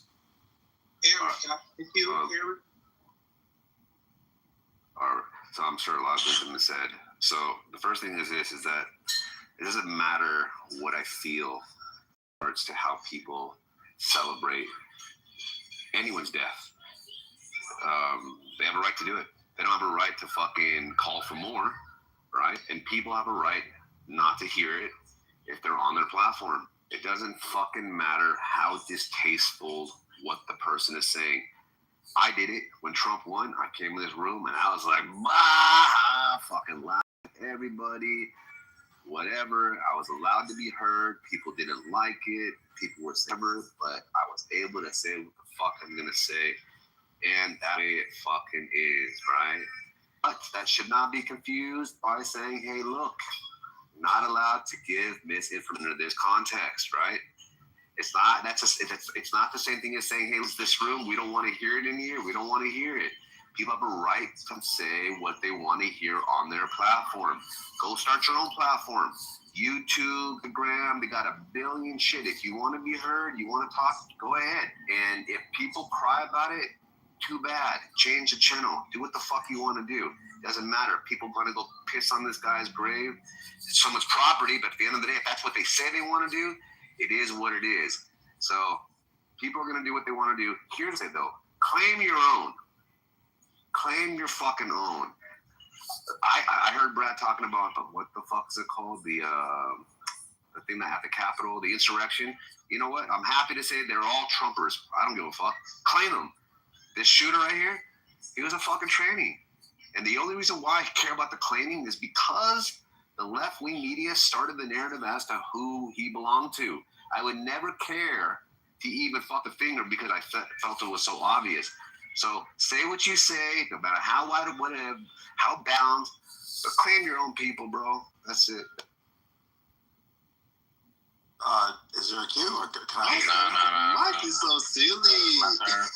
You weren't here? A little bit. But I let you go. Then that's my turn. Go ahead. Appreciate you. To everybody that talks about this freedom of speech that we should all have, I think it was Coco that kind of mentioned something about the executive branch doing this. So I guess I'd direct the question to anybody who's on the same side as Coco. Do you think that there should be some sort of intervention if corporations or figureheads of corporations blatantly lie to you? Or should there be no regulation and they should be able to do whatever they want? It's a touchy subject. It's the First Amendment, just like gun reform. Just answer the question, please, so I can keep going. Yes, it's to anybody. Should there be a regulation on what figureheads that represent corporations could actually broadcast to you, like a public, what is it called, for public benefit? Public interest. Yeah, I want more regulation. I want more regulation in government. I'm pretty sure it's not going to be a biased group of people that do that, right? They could be put by political power, like we have with the FCC. Yeah, I'm all for it. There's nothing dystopian about this line of reasoning. All right, so you don't want a person exercising their freedom of speech by soliciting or describing like pedophilia or something like that on the public airways, right? Have you seen how the right gets pissed off at fact-checking on Twitter? No, look, man, I think it's slippery slope, bro. Oh, my God. Yeah, just let them off in. That's crazy. All right, anyway, yeah, I think that people that are following the narrative of the government is bringing or silencing somebody's right to freedom of speech. I think you should just investigate it a little bit more, be a little bit more intellectually curious on the actual technical aspects of it, right? Like the devil's in the detail. And a lot of the times when I'm listening to a lot of y'all, you guys don't know what you're talking about. And it's unfortunate, but hey, we're here to get better. You can add me to the queue. Yeah, that was a nice deflect on the fact that you don't have an answer on who would regulate that, but it's okay, bro. Win some, lose some. The FCC done. All right, it's my turn. Don't disrespect me, bro. I didn't interrupt any of you. And this is the ink. What the fuck you talking about, bro? You have bad memory. It's all like the drugs and shit you done, bro. I've never once ever said that the guy wrote a love message on his bullets. I don't even know where you got that from. I don't know. It's like some. Dewey said that you did, and Mike said that you did. So I would like you to attack him right now on stage, right fucking now. Hold on. We got Mike right here. That's 100% cap, bro. Yeah, I've never said that. Wait, Mike, you're being a bastard, bro. I said Dewey. I caught you. You were wrong. You were saying it was a love letter, and I was like, nah, this is Dewey said you and King. So this conversation, I think can't remember anything, Ethan. God. Yeah, I think that you mean this conversation when you thought strong man should be intentional. You just said Mike, and then he said this was right. This was right after I cooked you with your kids. Rather do weed in the car or smoke right on the sidewalk. I know you want to cover up the drug-induced hallucination you had, but just give me a second, bro. I don't do drugs, bro. So everybody heard you. You said Mike and Dewey heard me say this. So I'm taking you're trying to paint the picture that they had. So I pinned Dewey, and they said it was you. You had this conversation. You had this conversation when I wasn't here, right? But even if that's the case, nobody in this room since Charlie Kirk has died has ever heard me say that it was a love letter or message. It was pointing out to his love to his transgender partner. I never said, bro. Hey, bro, I need to find out who the fuck had that fucked up take. I know King was one of them, but I'm trying to. I swear to God, I was arguing against Dewey. And then Dewey said, I never said that. That was King Solomon and Eric. I was like, I know it's King Solomon, bro. And I could have sworn Mike's there. Bro. Nobody heard me say that shit. You maybe. All right, bro. I was like, that wasn't me. Oh, it was knowledge. Wait, it was knowledge? He even said it was knowledge. Okay. All right. Cool. Well, yeah. Look at you. Knowledge is cooked, bro. You gotta lay off the. Yeah, bro. I just don't know. Bro, that take was so brain dead, bro. Like, what the fuck? The Lunchables, Eric. It's the microplastics. No, it's the vaccines. I have autism. This is here multiple times, dude. It's crazy. Okay. I'm sorry, Mike. My bad, Mike. You did get cooked. You did get cooked with your kid rather do weed in the car or even knowledge, bro. Even knowledge said so, bro. Even knowledge said so, bro. Here's the thing. First, let's knock it off and let's not distract. I know you're trying to do that. Let's let Eric do his victory. Okay. Go ahead. I'll be in the car smoking pot while you're on the sidewalk on crack. Look, I know it's hard for you to control it. Like, come on, let me finish. Right, so you tried to come in here and defame me, bro. I don't know. My God. That's just like an idiotic take. I don't even like. Dude, you're a lawyer. At least try to say slander, bro. I don't think that like I would even like if I was like high, if I was off like crack or crystal meth, I would make that dumbass point, bro. Look, but then, with that being said, yeah, I just say with Samal, man. And I said this earlier, and I'm gonna keep saying it. Like a lot of you guys on the left and the right, when we had this conversation about Jimmy Kimmel, like you guys misunderstand the protections of the First Amendment and how it's supposed to be applied and what it actually does. A lot of people are conflating a lot of different things, right? And the powers that the government actually have when it comes to regulating certain types of speech that is broadcasted through the airwaves, right? And it's just like what the FCC said, right? It's totally legal, right? What he said that they had the power to do, or what they might do, that's totally legal, right? Now we can get into this game, and I even agree with Hagop and Dewey earlier, is that we can say that the regulation that the FCC, they like to pick and choose when they like to apply the rules to certain people. Absolutely, that's just how politics work. Rules for thee and not for me, right? Or it equated Eric to like the border, like one administration enforces the border and one doesn't. when the administration changes, so does the rules, right, for certain people. Yeah. And so we can agree there, right, that they will apply the rules selectively, right? But we can't say that because he said it that they're like breaking, like violating your First Amendment rights. They're not. They're not. Just like this. Please stop saying that. This is idiotic. It just makes my like brain cells like jump in fear of like getting your idiotic disease when I hear people say it. Also, what was the other point somebody had said? It was the Donald Trump thing or Jimmy Kimmel. Trying to track here. It was also that people were talking about like, look, even like, the First Amendment things aside, a private company deciding to silence their employees. I mean, bro, it's a private company, bro. If they feel like they don't want that person out there saying something that may be harmful to their reputation, bro, you gotta agree with it. And the left, you're no stranger to this. The left has always, been the people screaming and defending private corporations for silencing people when they said something idiotic. And now all of a sudden, when it happens to Jimmy Kimmel, you want to boycott Disney, and you're for free speech. All of a sudden, get the fuck out of here, bro. Both sides are just like retarded. I don't know. It's like cancel culture. I say back, bro, and you niggas is just like dumb. Like it's just like honestly, nobody has like a backbone when it comes to this conversation at all. I do. You want to bet? You want to bet here? You want to bet? People flip. Hold on. People just flip flop like a fucking screen door, bro. Like every couple months when the headlines change, people have different stances and principles, bro. Like there's nobody in this room that I think from like 2020 till now that has held the same stance, like in principle. Never.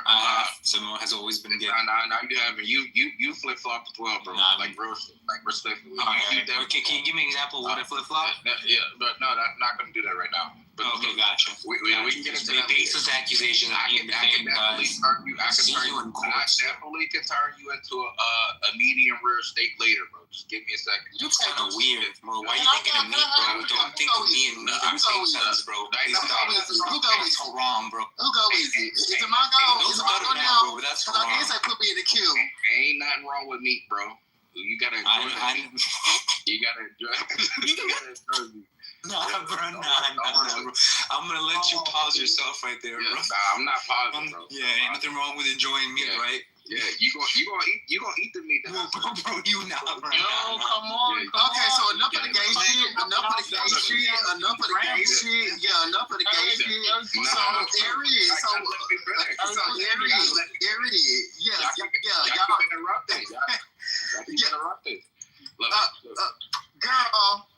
Yeah, so with that being said, where was I before he interrupted me and I had to go tell him about my meat? Damn. Anybody know where I was at? Yeah, you were saying you enjoy meat. You niggas not having a backbone. Yeah, and this is on both sides, bro. Like it's a shame that like how politics, partisan politics, to get into in the way of actual like discourse and community building, bro. Like I didn't know.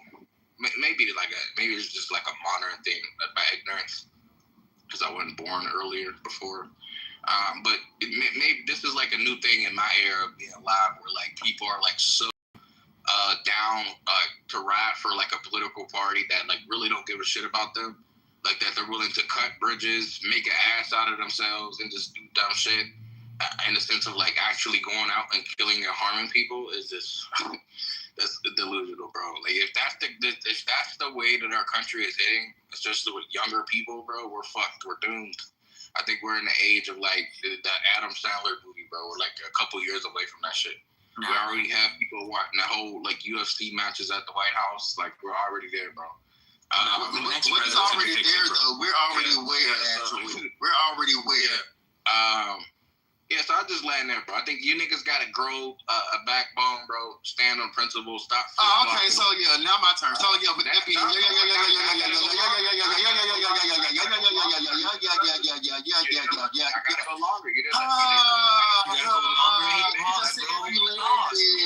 didn't let the plane land. Now I gotta go back around. I gotta talk. That's because one of your wheels fell off. That's why. Yeah. I thought you put me in the queue, Eric. Nah, there is no cure. After me, it was popcorn, bro. Y'all got Motherfucker holding popcorn hostage, I'm bro. at the end of the queue. I'm at the end of the you at the end of the queue, man? All right, that's fine. After you, it's popcorn. Alright, so damn, before I was rudely, skipped the line or land on the runway. I'm going back to my second approach. A lot of you gotta grow up, bro. The politics is not that serious, bro. None of this shit affects you in your personal life, bro. None of it does. Like none of this national, LeBron, Curry logic of like political thinking. It doesn't work in your actual life. It's just maybe it's like an online persona thing. Just chill out, bro. So really, is it my go now? It's my go now. Oh, it's all go. My bad, man. All right. So I've been listening to you guys for 2 days now, and Eric is 2 days is crazy. Since yesterday, we've been having discussions since yesterday, and I'm listening today, and I had to go back and look at something. So first of all, what the chairman of the FCC said is not wrong, and it also does not violate First Amendment right. Like, it pains me to listen to you people not even understanding what the First Amendment is and what it is applicable. It is only applicable to the federal government, to the government. You can say whatever you want to say against the government. You can express yourself. You can you have a freedom of assembly against the government, and the government cannot do anything against it. Now, this is where the confusion is happening. Under public airwaves, you cannot dissipate false information. Now, you guys need to know what is the public airwave. ABC, NBC, CBS, all the radio station, AM and FM, your local broadcasting network, Channel 13, all those public access, those are public airwaves. Those are public airwaves. You don't pay to receive them. The difference between CBS and MSNBC and Fox, they do not fall under the FCC regulation. So MSNBC, your CNN, your Fox News, they do not fall under that. This is why they can lie and get away with it, because they don't fall under the rule, because you pay to receive that information. It's like a podcast or whatever the fuck you watch on YouTube, you pay. Now, this is where the parallel comes in. What the chairman says about Jimmy Kimmel is exactly what they did during the COVID thing. You cannot dissipate bad information. And that's why they restricted all these people during COVID who didn't know what the fuck they were talking about vaccination. It is in the public best interest. The government has a duty to protect the public. I cannot go on national TV and say we are being attacked by Russia. They will take me off the air, because I am creating confusion for the public, and the government has an obligation to do that.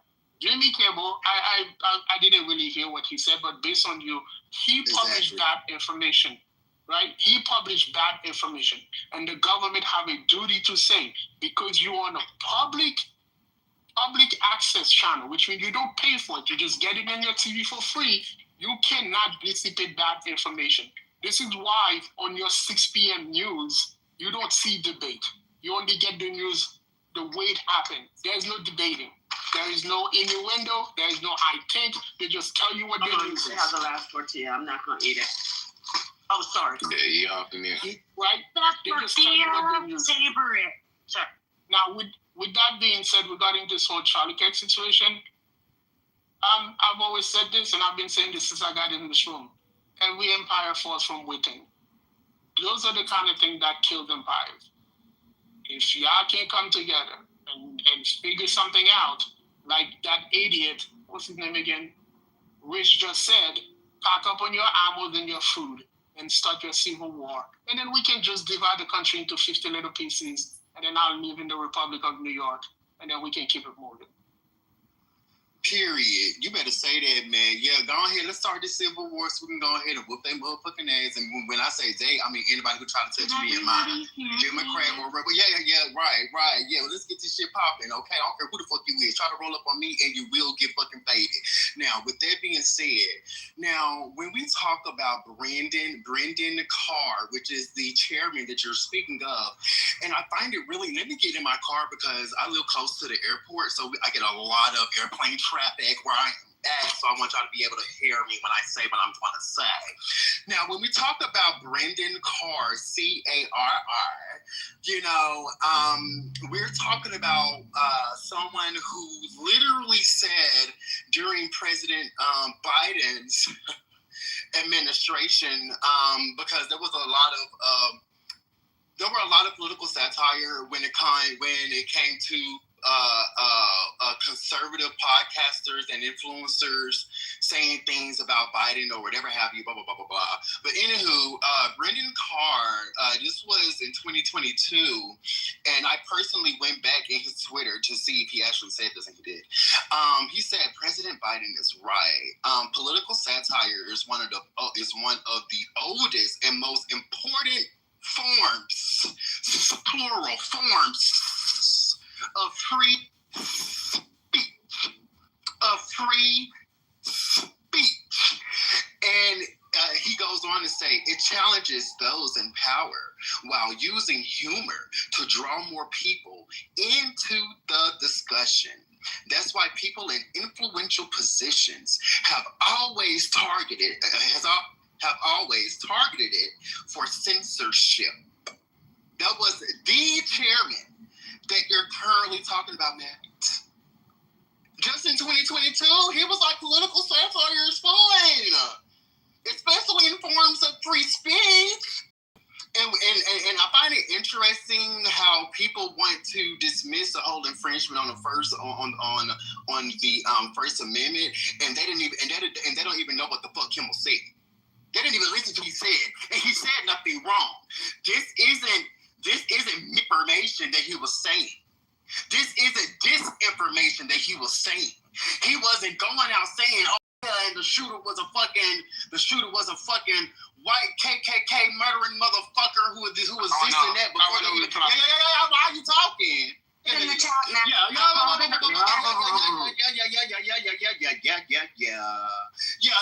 Kimmel wasn't spreading mis or disinformation that was that was false. He was literally shedding light on the situation, saying his opinion, and basically saying you can't put shit out and expect for these types of things to not happen to you. And he wasn't even talking about Kirk. He was talking about his killer.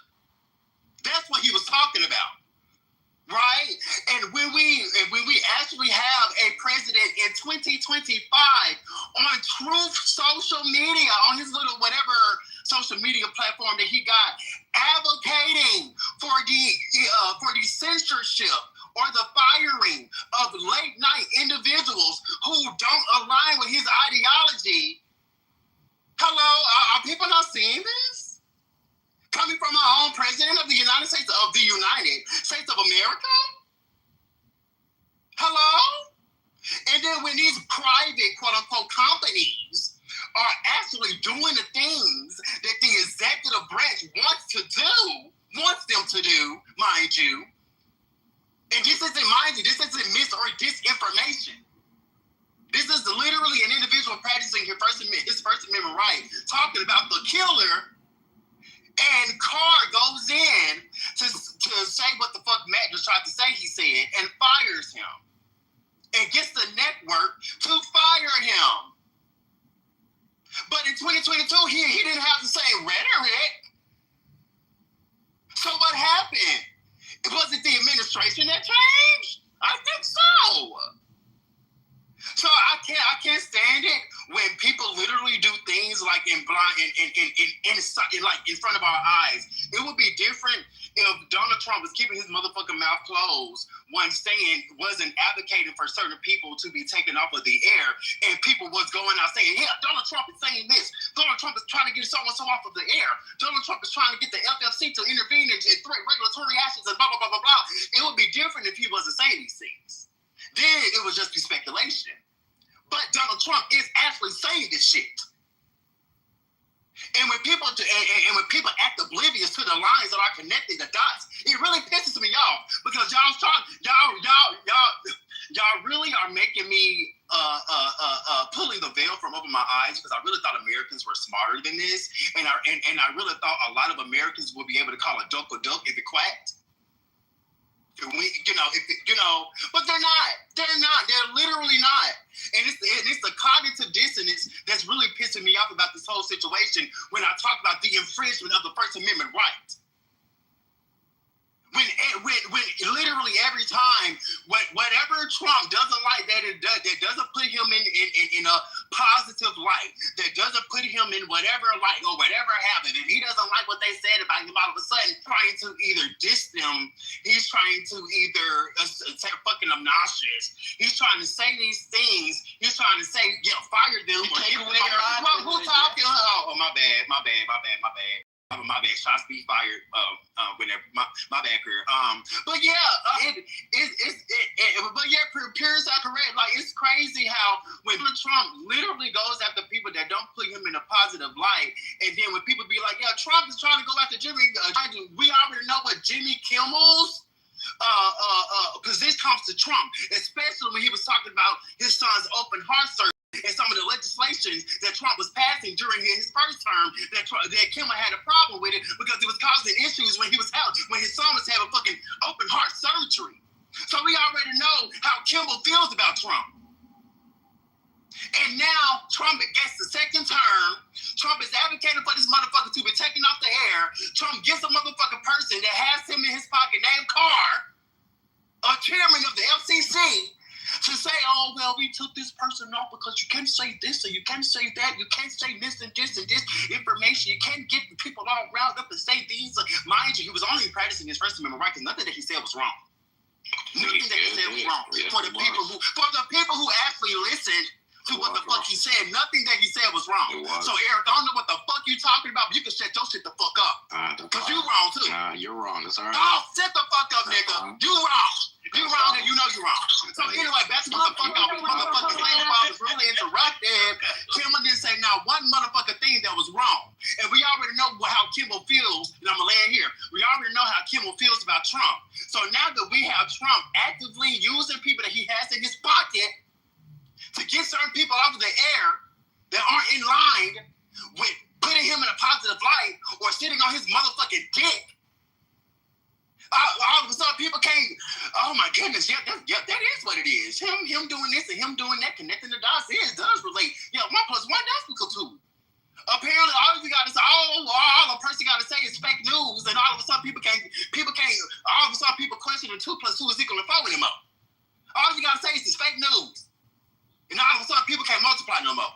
People can't read no more. People don't have common sense no more. All you got to say is fake news. So yeah, that's my issue, and we have really got to connect the dots and start calling things a motherfucking thing. If a president is using his executive power or using his influence to take people off of the air that don't positively have him in a life, that is a fucking issue. So stop fucking acting like it ain't, and stop fucking acting like it's not happening.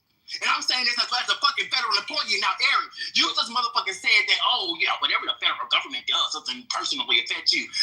We have to come up with a budget. I'm a federal employee. That's not what I said. Shut the fuck up, because that is what you said. No, it's not. That is what you said. No, that is what you said. You said it does not affect you personally. Don't lie. That's so what did you say, Aaron, before I continue? What did you say? Team politics don't affect you personally. You said what politics? Team politics. Team politics? Yes. What is that? You don't know what team politics means? You said team or team? No, but it is. No, team. As in like football team. What does a football team have to do with this? I'm trying to explain to you what word I was using. Okay, so regardless of the fact, as a federal employee, I am personally affected by anything that our executive branch does. Personally, we have to come up. There has yet been a budget for a resolution for our budget. Our budget is going to run out, guys. Our Congress, they need to hurry up and come up with our next year's budget, or else we're going on a government shutdown. The federal government employs over 600,000 American citizens with families.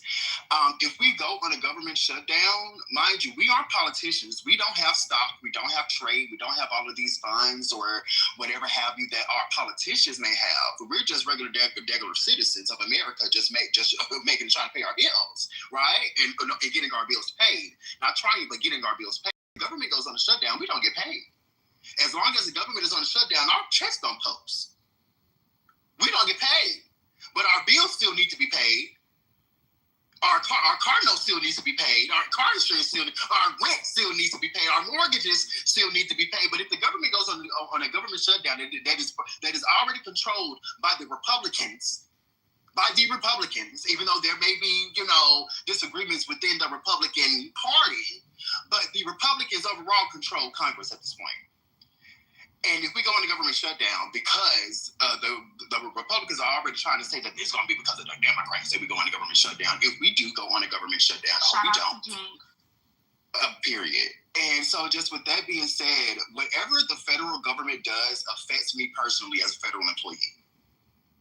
So we have got to stop having this, and I'm not saying that Eric was saying this because he did correct his, correct. I was standing corrected by what he was bringing up. But whatever the federal government does will affect all of us. It's affecting all of us now, especially if you're a federal employee. And so we really got to just be. Now is not the time to be divisive. Now is not the time to be inciting civil war. Now is not the time to be shunning your neighbor. Now is the time to actually unite, like usually presidents do during this time. But apparently we don't have a president that wants to unite the people. So with that being said, I land, and thank you so much for letting me fly my motherfucking plane to you. Can I get a chance to speak? No, I called it in the chat. Yeah, and I'm not there. Yes, matter me. Yes, I did, and I'm gonna get railroaded. I'm not get railroaded on this one. Okay. I can't never get. Okay, First off, okay, it wasn't his making fun of Trump what got him fired. It was the comment he made about the coward on the roof when he said that coward on the roof was MAGA. This was 24 hours after the FBI found out that he was left wing. And there are still people today that's still MAGA because this is the thing that's going around. So that's part of why he lost his job. Secondly, he lost his job because his ratings are in the toilet. We just spoke on this earlier, that in the last few years, profits are down by half. Okay, the Jimmy Joe, the ratings have been in the toilet. So honestly, this is probably just an excuse for Abe to let him go. No, they're not ratings, Coco. Sorry, I'll leave the chat in the chat for now. Second of all, I did not hear anybody questioning Kamala in, what year was it? I think it was last year when she was calling for censorship on social media platforms, holding social media platforms to a standard. Now, we want to talk freedom of speech. Like, we have the FCC that has the guidelines for broadcast media. I don't have anything like that for social media. And that I see as that I see as going against freedom of speech because, as long as it doesn't go against the platform's TOS, they're a publicly traded company. So why is the vice president saying she wants to put something out there to stifle people's freedom of speech from using their social media when that is what that platform is? It's social media. It's not public broadcasting airways. So, I mean, it's not just the right that is doing all this. It's also Kamala back last year. I'm pretty sure it was last year. Let me check the Google thing here. Yeah, it was, Harris has been stated that social medias must be held accountable for the context on their sites, particularly when they profit off of hate and as a megaphone for misinformation. Though, that was in 2019. I just heard this, it was like a soundbite that somebody put behind their video, and it was really interesting to me that I did not hear an uproar behind that, when that would be a stifling of freedom of speech, not the FCC actually enforcing their guidelines that they have had set for forever. And that's what they did to Jimmy Kimmel. They enforced the guidelines that were already there, but I don't even think the FCC even had a hand in it. They didn't do anything. Exactly. I don't even if it did, then they'd be well within their right. They'd be well within their right. But I think it was just ABC because the ratings were plummeted, and it was a good excuse to get rid of it. All right, Matt. Once again, I think this those kind of conversation reveal the state of the education system in the United States. Most of you guys don't know what the First Amendment is and what's applicable. People, you don't have the right to First Amendment on Twitter. Twitter determines what you can and cannot say. On YouTube, you also don't have that. You also don't have it inside my house. I don't have it inside your house or inside your car. Also, Coco, there's something interesting you said. You said Jimmy Kimmel put forward misinformation. And I'm glad you repeated misinformation a couple of times because I thought I had misheard you. So misinformation is purposely putting out bad information, right, on purpose. That's what misinformation is. It means to, misguided people, right? And that is exactly why the FCC, they took them off the air. They would be in the right frame of mind to do so because it's giving out bad information. And you cannot do that on the public airwave. The rules are very clear, and that would not have violated the First Amendment because the First Amendment applies only to the government. You are allowed to say whatever you want to say against the government. Coco, I cannot say whatever I want to say against you. It would not be, and I'll be liable for that. You will sue me, and I will lose. I cannot just say anything out of my mouth just because I feel like saying it in this First Amendment. I know most of you guys do not understand the First Amendment, and it pains me to hear this conversation. It pains me to hear this conversation. We all know what the First Amendment is. The First Amendment is Coco was said. Oh, we gotta let Matt land respectfully. Come on. Coco was addressed. He did address Coco. He did address Coco. Yeah, that's fine. Come back in that wrong ass TSA line, man. Yeah. Anyhow, with that being said, maybe one day we need to read the First Amendment, and that way Eric, who's the lawyer in the room, can explain it to us, and then we can have a course. I believe it's like the first day in class they do constitutional law, right, Eric? So we can probably do that, and Eric can explain what the First Amendment is and how it's applicable and why this would not have violated the First Amendment. It's not being taken off the air because it's something against the government. And now, if you take what he said against the shooting on the roof or Charlie Kirk, I would ask you this. Charlie Kirk is not part of the government, and the guy on the roof is also not part of the government. People, you guys need to read, man. So the First Amendment, I'm pretty sure us Americans, because we did address Coco, we did say Coco. There's a cue. I've been waiting. Wait. Is it when someone is addressed and they can speak up? Fell in love with her. One of them wrote her a love letter insisting upon a private meeting. Ishan did not reply. The following day, the master gave a lecture to the group, and when it was over, Ishan arose. Addressing the one who had written her, she said, "If you really love me so much, come and embrace me now."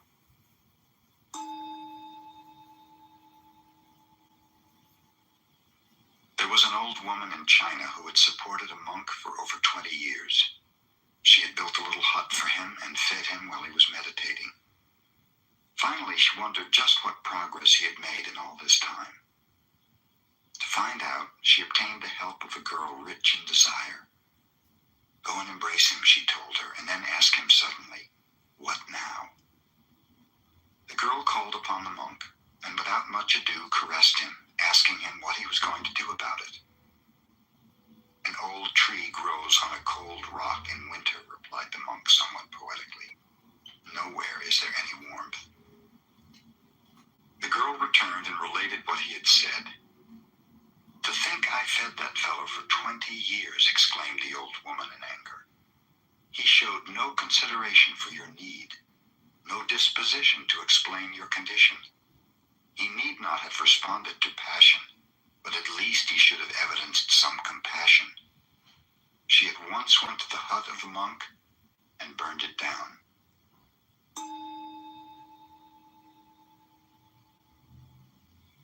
In the early days days of the Meiji era, there lived a well-known wrestler called Onami. Great Waves. Onami was immensely strong and knew the art of wrestling. In his private bouts, he defeated even his teacher. But in public, he was so bashful that his own pupils threw him. Onami felt he should go to a Zen master for help. Hakuju, a wandering teacher, was stopping in a little temple nearby, so Onami went to see him and told him of his great trouble. Great Waves is your name, the teacher advised. So stay in this temple tonight. Imagine that you are those billows. You are no longer a wrestler who is afraid. You are those huge waves sweeping everything before them, swallowing all in their path. Do this, and you will be the greatest wrestler in the land. The teacher retired. Onami sat in meditation, trying to imagine himself as waves. He thought of many different things. Then gradually he turned more and more to the feeling of the waves. As the night advanced, the waves became larger and larger. They swept away the flowers in their vases. Even the Buddha in the shrine was inundated. Before dawn, the temple was nothing but the ebb and flow of an immense sea. From mistakes are not actionable. Kimmel's monologue is considered political commentary and satire, which falls under protected speech and not under the definition of news distortion. The First Amendment to the U.S. Constitution prohibits the government from censoring speech or press. The FCC's website itself states that it has long held that the public interest is best served by permitting free speech expression of views. Experts and even an FCC commissioner have stated that the agency does not have a legal standing to judge what should be aired or to punish a broadcaster for political speech. The concept of jawboning. This is what your guy from the FCC just recently did. The real legal concern is not about the content of Kimball's comments, but about the government's potential use of jawboning. This is when a government official uses their influence or the threat of regulatory action like a license review to pressure a private company into censoring speech. Legal experts argue that this practice is unconstitutional and it's an end run around. They call it an end run around the First Amendment's prohibition on direct government censorship. Let me stop right there. So basically, okay, what we're learning here is that Kimmel didn't do anything wrong. The government, as far as the FCC is concerned, is limited. Their power is limited, okay? They don't have the power to judge what speech is considered permissible, what speeches isn't considered permissible. And what this dude used was the jawboning tactic. Basically, he used his power to put pressure on this private who was getting a license from the government to say, hey, either you do something about your life or we're going to take action against you. And sure enough, ABC took action against them. So you guys can try to spin this and make it seem like they're within their rights and all this bullshit. Because I kept hearing this guy saying it over and over again. You know what he did? You know, he didn't do anything, but if he would have took action, it would have been legal. No, it wouldn't have been legal. No, it wouldn't. How would it have been legal? The government doesn't have. Excuse me, I'm not going to No. The government, listen. People talk for 3 years. I'm not going to be that long. 60-second violation, go ahead, take your time. People talk for 3 years. I'm not going to be that long. What I'm saying is this here, okay? And it's fine. You can disagree with me. You can come on and disagree with me. I don't have a problem with that. What I'm saying, though, is that what I just read here clearly said that power is limited. They don't have the power to judge what is permissible speech and what isn't. They don't have the power to compel a company through outright snatching away of licenses or threatening them, to compel someone to shut their mouths up because they don't like what they're saying and things like this here.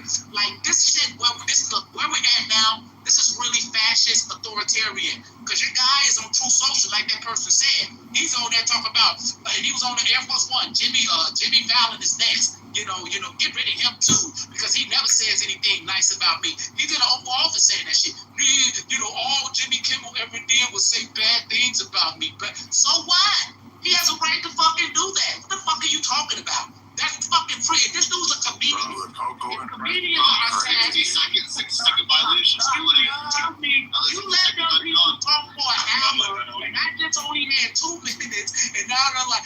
What they don't like is truth. The truth, and I'm landing here because they listen. When the truth comes, they want to run you off the mic. So I'm gonna land right here. The point I'm making is this right here. Jimmy Kimmel didn't say anything that warranted the FCC or anybody for that matter to say that he needs to be censored. Okay, he is a comedian. Comedians are off the fucking table. If you fucking go after a comedian, then that means they're coming for every fucking body. And you people are defending this guy and defending what they're doing. And if you start backing that shit, don't come whining like those fucking Latinos who voted for him and then their family members got deported. We don't want to hear that shit.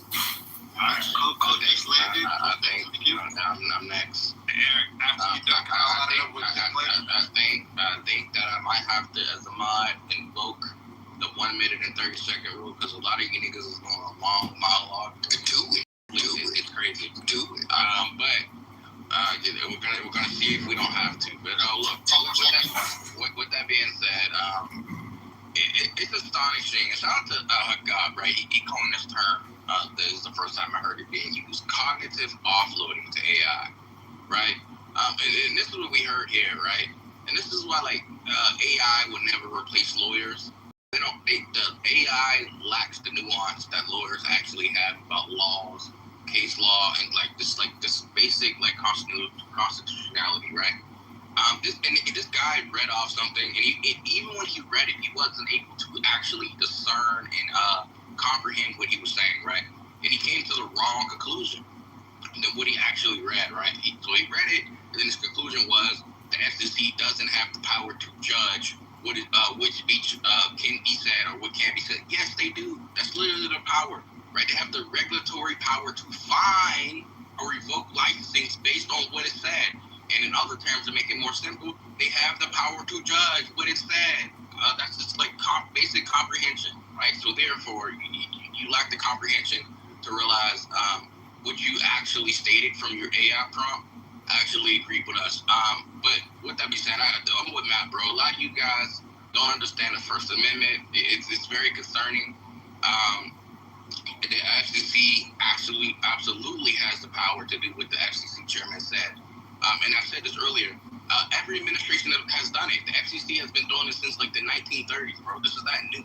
It's now since Trump is doing it, that now all of a sudden everybody want to grab rules and say, oh, they're attacking the First Amendment. No, these niggas have been regulating speech since the 1930s, right? And it's been constantly reinforced that when you purposely and intentionally distort, right? Because he read that in his AI prompt, distort information, right? Then you're subject to FCC regulation, and that's what happened. Jimmy Kimmel lied. I know Coco wants to say he didn't lie. He did, right? And this is after 24 hours after the FBI press conference where he said the guy was not on the right. He had no connection to MAGA whatsoever. Right, so when Jimmy Kimmel goes onto his show later that day and says, MAGA gang is trying to make it seem like he's not one of them, that's a lie. It's a flat out lie, and it's violating the FCC rules. They're lucky ABC didn't get a fine, right? And then to bag it home, right? When he had the chance to apologize and actually rectify not being fined under the FCC, right? If they were to go after him, he didn't do it. He doubled down on the incorrect information. That shows even more guilt. And so there's this thing where people want to point out to say, oh, Trump is fascist and authoritarian because he's using the government agencies to censor people. The FCC has been doing it under the Biden administration. I know a lot of you don't want to admit it, but during COVID, the FCC and the FTC sent out memos to broadcasters that they couldn't allow certain speech about the vaccines not working or certain science topics surrounding the vaccine or the disease, the virus that was happening, right? They revoked licenses, they fined people, the broadcasters who was allowing this speech to happen on their broadcast, and nobody batted an eye. Nobody said anything, right? But now that there's Trump doing it, right, and everybody want to cry wolf. No, we have to keep the same standard. That's what I said. Both fucking sides sound retarded. Talk it out of your fucking your neck. Nobody has actual knowledge about how the First Amendment works, right? And the case law surrounding FCC regulation when it comes to speech, right? And this is just, I don't know, maybe matters, right? It's just the state of the American case system. If I were to ask most of you in here, what are all the clauses of the First Amendment, you couldn't name it, but you just go around the First Amendment as if you actually know what it is, right? Because Matt is absolutely correct. Your First Amendment is protection from government persecution, not other people persecuting you. Because if you say something your employer doesn't like, the government's not going to come in and say, oh yeah, your employer can't do that. They're not that, right? If your neighbor said you kick you out of their house because you said something they didn't like, the government's not going to come in and say, oh, he can't kick you out because you said something. No, you're not free from repercussions from individuals about things you say, but you're free from persecution from the government for persecuting you about things you have said about them or other things, right? And that's all the First Amendment is. Like, you have to stop conflating shit, bro. Like, do research before you come in here and say something. Like, that's all I'm asking. And it's both sides. It's not just the left. The people on the right in here who was defending this shit, they also made a conflation about the First Amendment. They're wrong. Everybody's wrong. And it's just like, it hurts me and it pains me as somebody that actually knows this, that like people are like loud and they're so confidently wrong. Like they leave this room and think like that it works that way and it actually doesn't. Like, I honestly feel bad. There's the cue.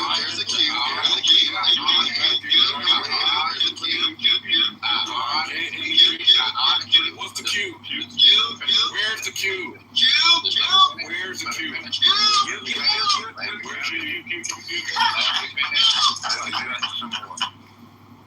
Thank you so much. So that's another hour I got on the mic. All the interruptions to burn it up. You was a 60-second violation. Yeah, so that's another hour on the mic. Oh, that's 2 hours? All right. That's great. Area somewhere, bro. Like 4 hours. We got 5 hours. And we got 6 hours. 7 hours.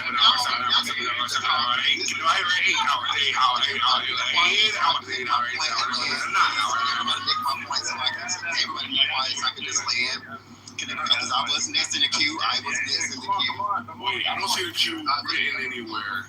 I know. I was literally. I'm not arguing with you, bro. Can I get the name so I can put it in the queue so nobody's confused about the order? Shut the fuck up. Shut the fuck up. Thank you.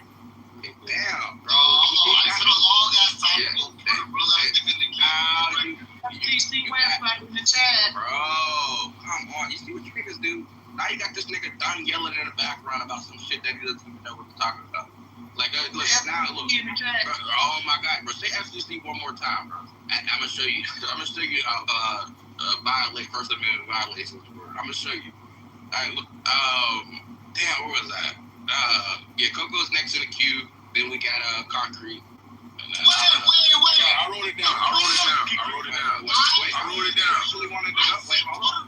I wrote it down. You actually wanted to go? When Matt was talking, I said, wait, you actually wanted to go? Yes. I didn't know you wanted to go. I thought you were just rolling. Now we're talking.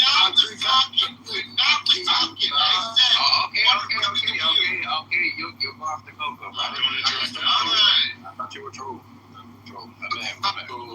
All right, look, wait. Coco, bitch ass nigga, then Samoa. Is that it? Yeah, so go Coco, Knowledge, you Concrete, then Samoa, and et cetera. Samoa was before. You said who? Samoa was. Yeah, I guess Samoa will go for you. That's fine. You Concrete, like that. All right. So, people have to be knowledgeable on this. A lot of people, they don't know their rights, and this is what you see, like body cam videos. Niggas getting their ass beat by the police. You don't know your rights. Just shut up sometimes, bro. Like, and learn. Do like open a book. Like if you get like go to a YouTube video. I'm pretty sure they know like somebody on YouTube like breaks it down and actually knows what they're talking about. And it's not that hard. Like there's no excuse in 2025 like you having ignorance of the law. Like it really isn't like that. I honestly don't. But I'll land it. Thank you so much for your submission, Eric. I'm glad you were able to get everything out that you wanted. Amen. Now when we talk about the First Amendment, I just want everyone to. I'm just gonna go straight into it. So the freedom of speech granted by the First Amendment to the U.S. Constitution protects your right to express ideas and information without government interference or regulation. Now there are different forms of speech that this protects, right? Now one of those forms, one of the strongest forms, is the political speech, right? Now when we're talking about Jimmy Kimmel, now when I say an infringement on the First Amendment right? I am talking about where Trump advocated, Trump as sitting president of the United States of America. I don't care about the FCC right now. I don't care. And I can't say the word that I really want to say because my baby girl just woke up from her nap and she's coming to get my mail. Give me some more chips. Okay. All right. So, with that being said, when I talk about the First Amendment right being infringed upon, Trump advocated for not only Kimball but Colbert to be taken off of the air. Okay, simply because they didn't speak about Trump nicely or put him in a positive light. We have a sitting president advocating for individuals that don't put him in a positive light to be taken off of the air. Now, with that being said, so with that being said, he then uses someone that is in his pocket who happens to be a chairman of the FCC to get him pulled off of the air. That is what happened. So you want to go outside? Yeah. Let's close. Come on. So with that being said, we have a sitting president advocating for individuals who don't speak about him in a positive light. He is threatening interference of them practicing their First Amendment rights when it comes to speaking upon the government or about Trump. Literally, that's what you say. They don't talk nice about me. Mind you, they're talking about him, period, because he's a fucking sitting president of the United States of America. Or did he not win the election?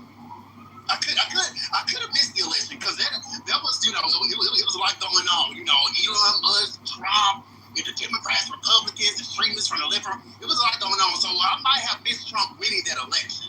But currently, as I remember it, Trump is the sitting president of the United States of America. And usually for decades, late night TV influencers or late night individuals, they always do political satire.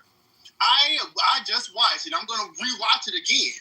I just rewatched the Jimmy Kimmel monologue about what, quote unquote, got him fired. He never referenced the political affiliation of the killer.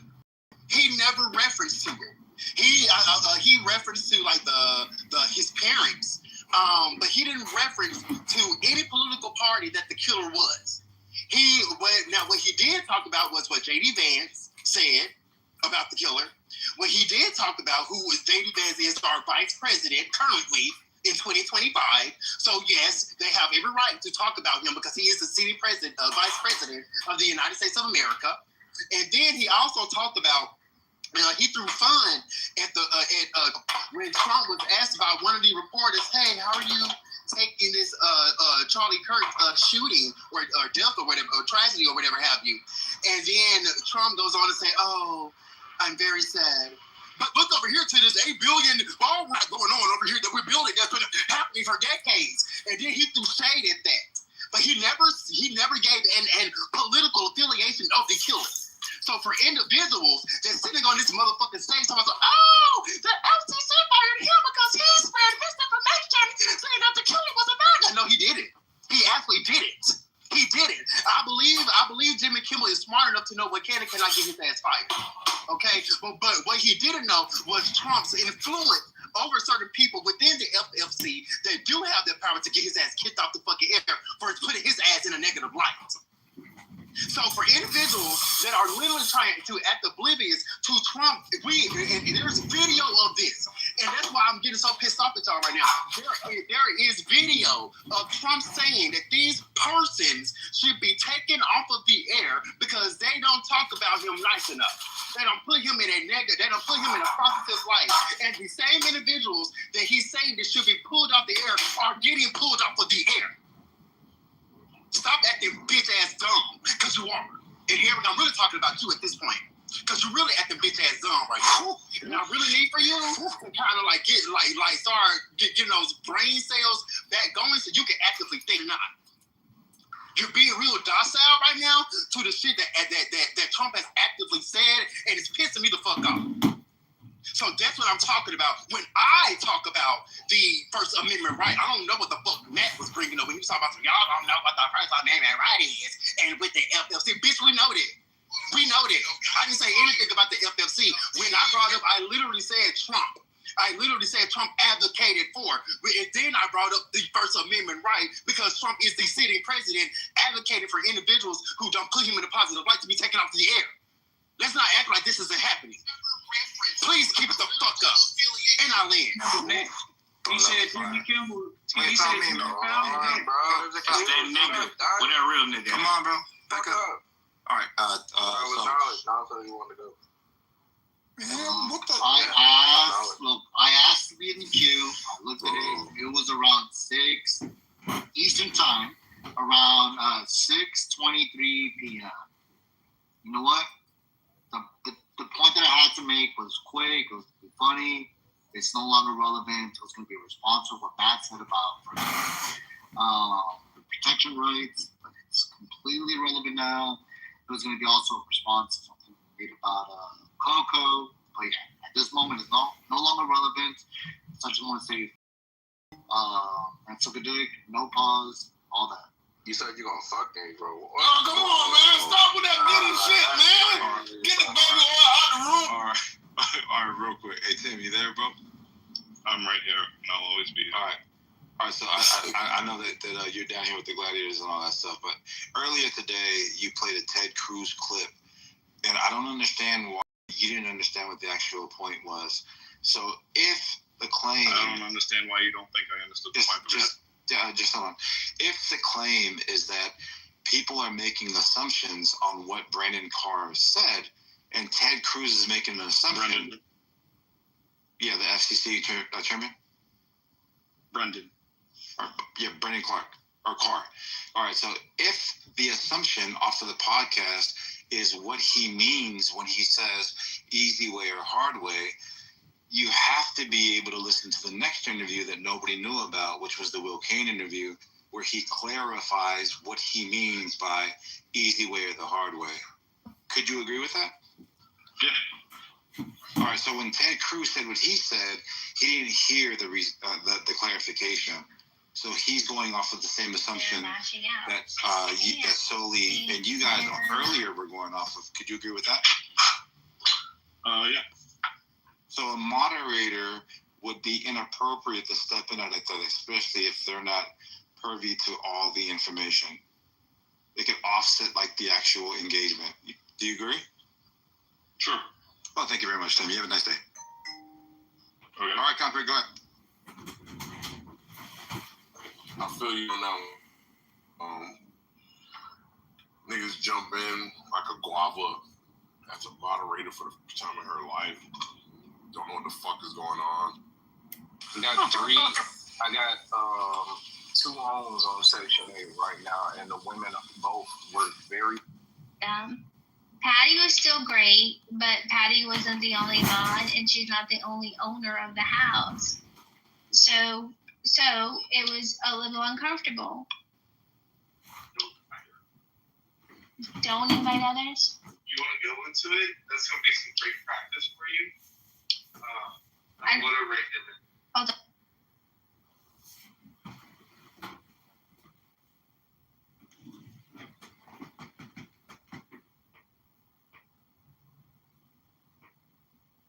All right, guys. I think I really wanted. But Red Man.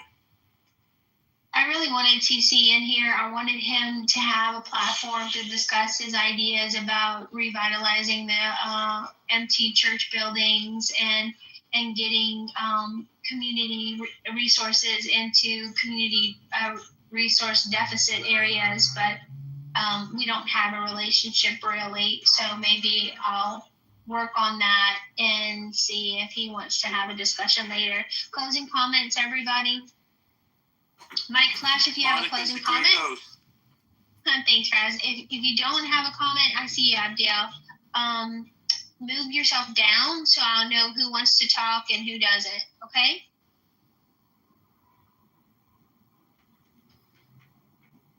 Go ahead, Abdiel. I just want to thank you, Monica, for hosting this space.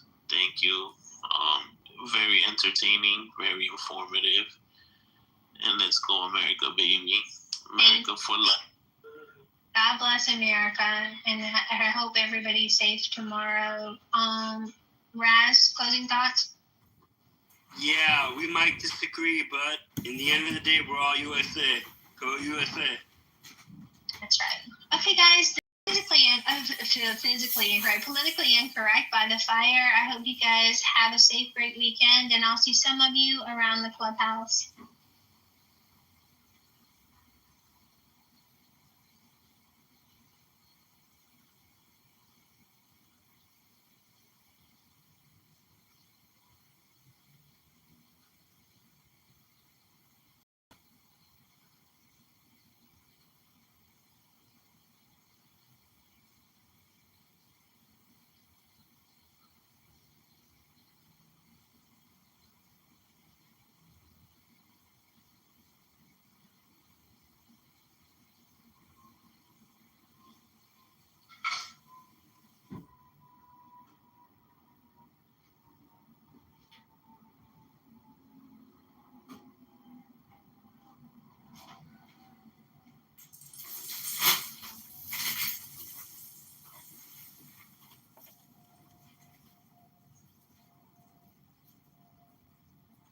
And it's a lot of people I know that's cool and that's funny, that is that and the third, but they not cool. So like y'all think Lou is cool or whatever, and I've heard him. He's funny, you know what I'm saying. Me and him have had a back and forth, and he's been, you know, respectful to me, but I know he wouldn't be respectful to other people like me. So I have to have a problem with him because that's the type of business I stand on. And I think that if more black people stood on that type of business, we would be a lot further. You can't do exclusive pro-blackness. I mean, like selective pro-blackness. Like I like these type of black. But that will never happen. That's why we have the crab in the barrel mentality. That's why we have the crab in the barrel mentality. Hold on, the real point, y'all, is this. As cool as Lou Fax is. Wait a minute, MJ. I'm really curious. Like, just what are you saying? Because this is new information to me, and I've yeah, me too. I'm trying to understand. So I mean, and the thing. Hold on, please. I'm asking a question for real. Justin's gonna tell you. Listen to the recording. Damn, hold on, sis. Come on. Damn, can I get the question out? Shit. I'm asking you directly, Judge. What has Lou said that is giving you the indication that he is isolating certain groups of black people out? Hold on. He literally says in the thing. Can I hear from Judge? Thank you. Let Judge go. Then you can go. In his statement, he says, "We always trying to let BIPOC or LGBT people in." That's what he says, which is a common like theme or whatever. That's a fact. And the real point is, but y'all can replay it. He said, yeah, and the whole crux of this is that language, that able-bodied language, is straight out of Project 2025, right? That's straight up. Now hold on, MJ. Now you're not about to put that shit on here. What the fuck you mean? Now you reading.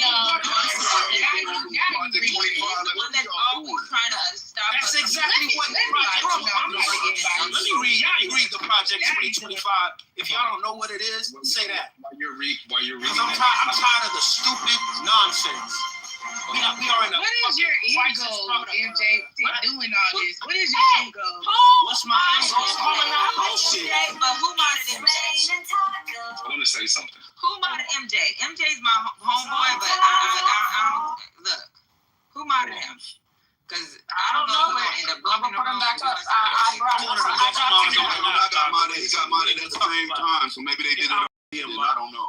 But what I'm saying is this. I'm bringing it up because people think that a lot of these so-called pro-black people that was on this app talking about their pro-reparations, pro-everything that's going to benefit the community, right, is in line with what's actually beneficial. But these people will sit up here and talk about, like Mark Carter, word for word, line for line, Project 2020, Project 2025 propaganda. And they'll kick it to you like it's some kind of righteous shit when it's stupid as fuck. So that all that able-bodied people need to be rolled off of welfare and Section 8 and every benefit that black people get while they're fucking working. You know what I'm saying? All that shit, that's straight out of Project. And I can read Project 2025 literature. So what that got to do with Ludo is what I'm asking you. So when a you nigga talk says, about hold on, Carter, we know how King Carter talk. I wasn't done responding. I wasn't done responding. Yo, if you guys didn't listen to the recordings, can we just move forward? I did hear the recording. I didn't hear the shit that he's saying. Because you ain't got to replay it. Because Lou's cool. Because Lou's cool. You ain't gonna hear it. That's what Justice 25 and That's cool. I'm gonna knock you out. Stop laughing.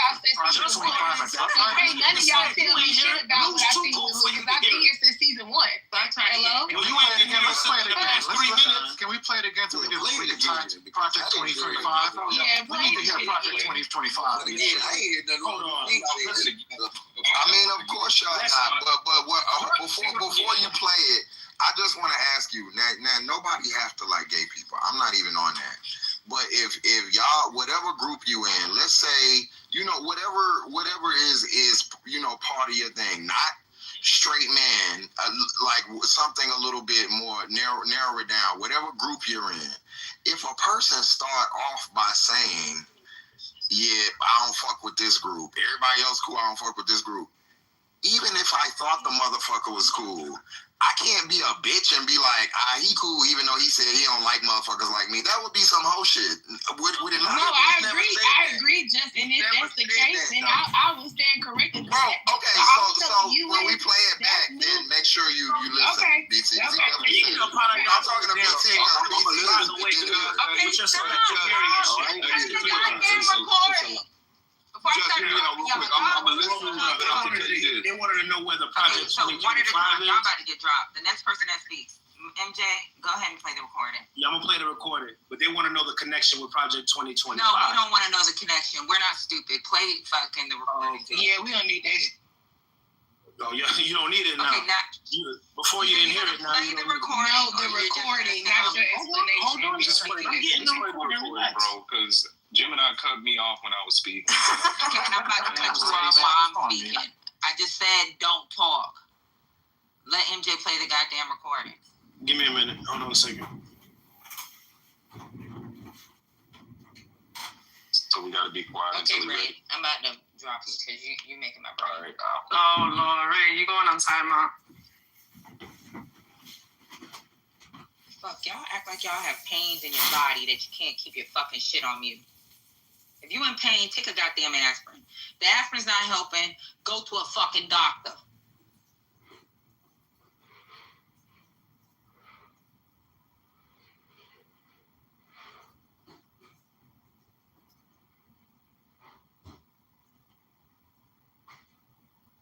Is you playing the recording, MJ? Yeah, I'm about to play it. Hold on. I gotta bring it back and all that shit. So y'all can carry on for 30 minutes too. I'll be right back. Well, let Talk a Lot come back up since you don't know how to speak. Talk a Lot is crazy. Ray, come up. Talk a Lot. Come up here. Talk a Lot. Taco, come on. Yo, Just, I'm gonna listen, but I'm gonna be real with you. I've been around Lou a long time, bro. I ain't never heard him say no anti-LGBTQ shit. He never does that. You know, even with the biracial shit, he always trying to defend biracials. He did. And he defends the LGBTQ.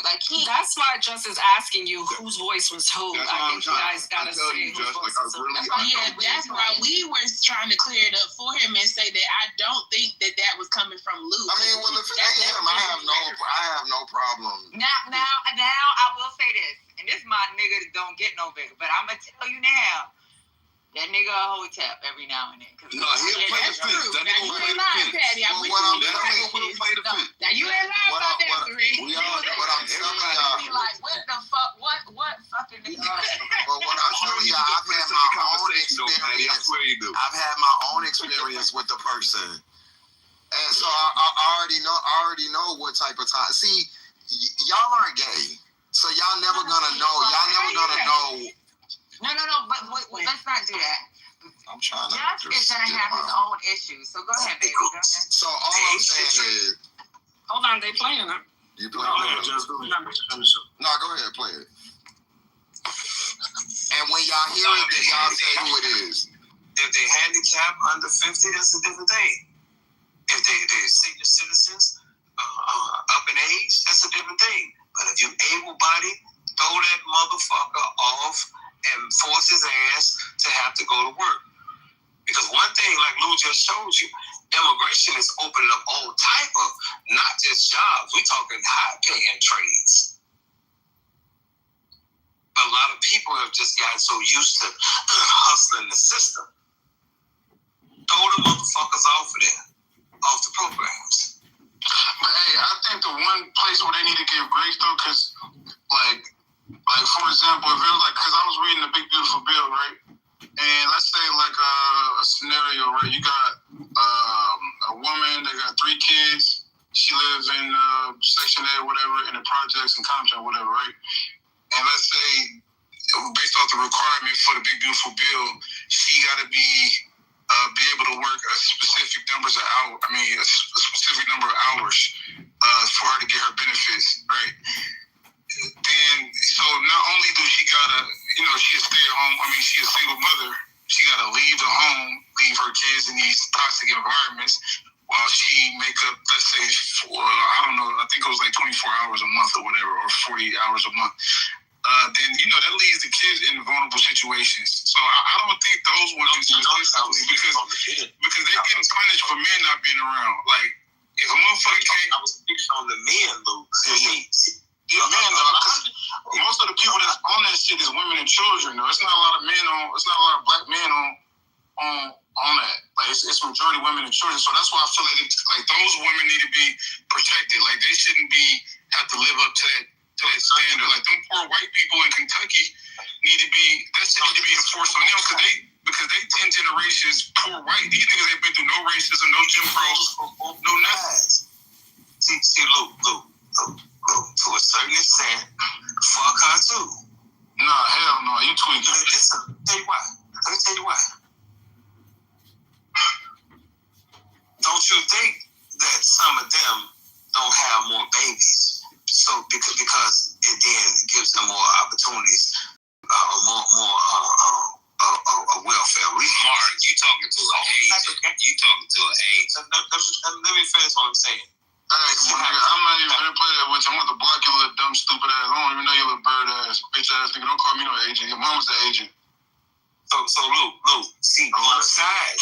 Hey, Mark, bro, I'm not playing with niggas. I'm letting niggas know. I don't know you, nigga. Show your face. You a coward. Get your phone, my nigga. I don't play that. Oh yeah, chill out, baby. Nah, my bad. I didn't say who it was. That nigga ain't no bad nigga. Go suck a dick, nigga. Fuck your mama, nigga. All right, let's have a real conversation.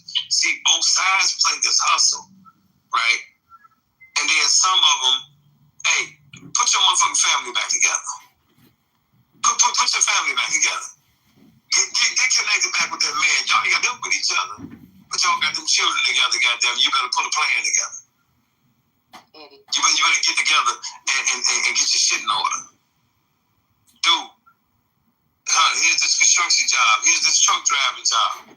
No, hell yeah, I agree with that, because I ain't gonna lie. There's hella opportunities right now. Like, you agree with that? We so used to partnering up with all the, we like to use Lou.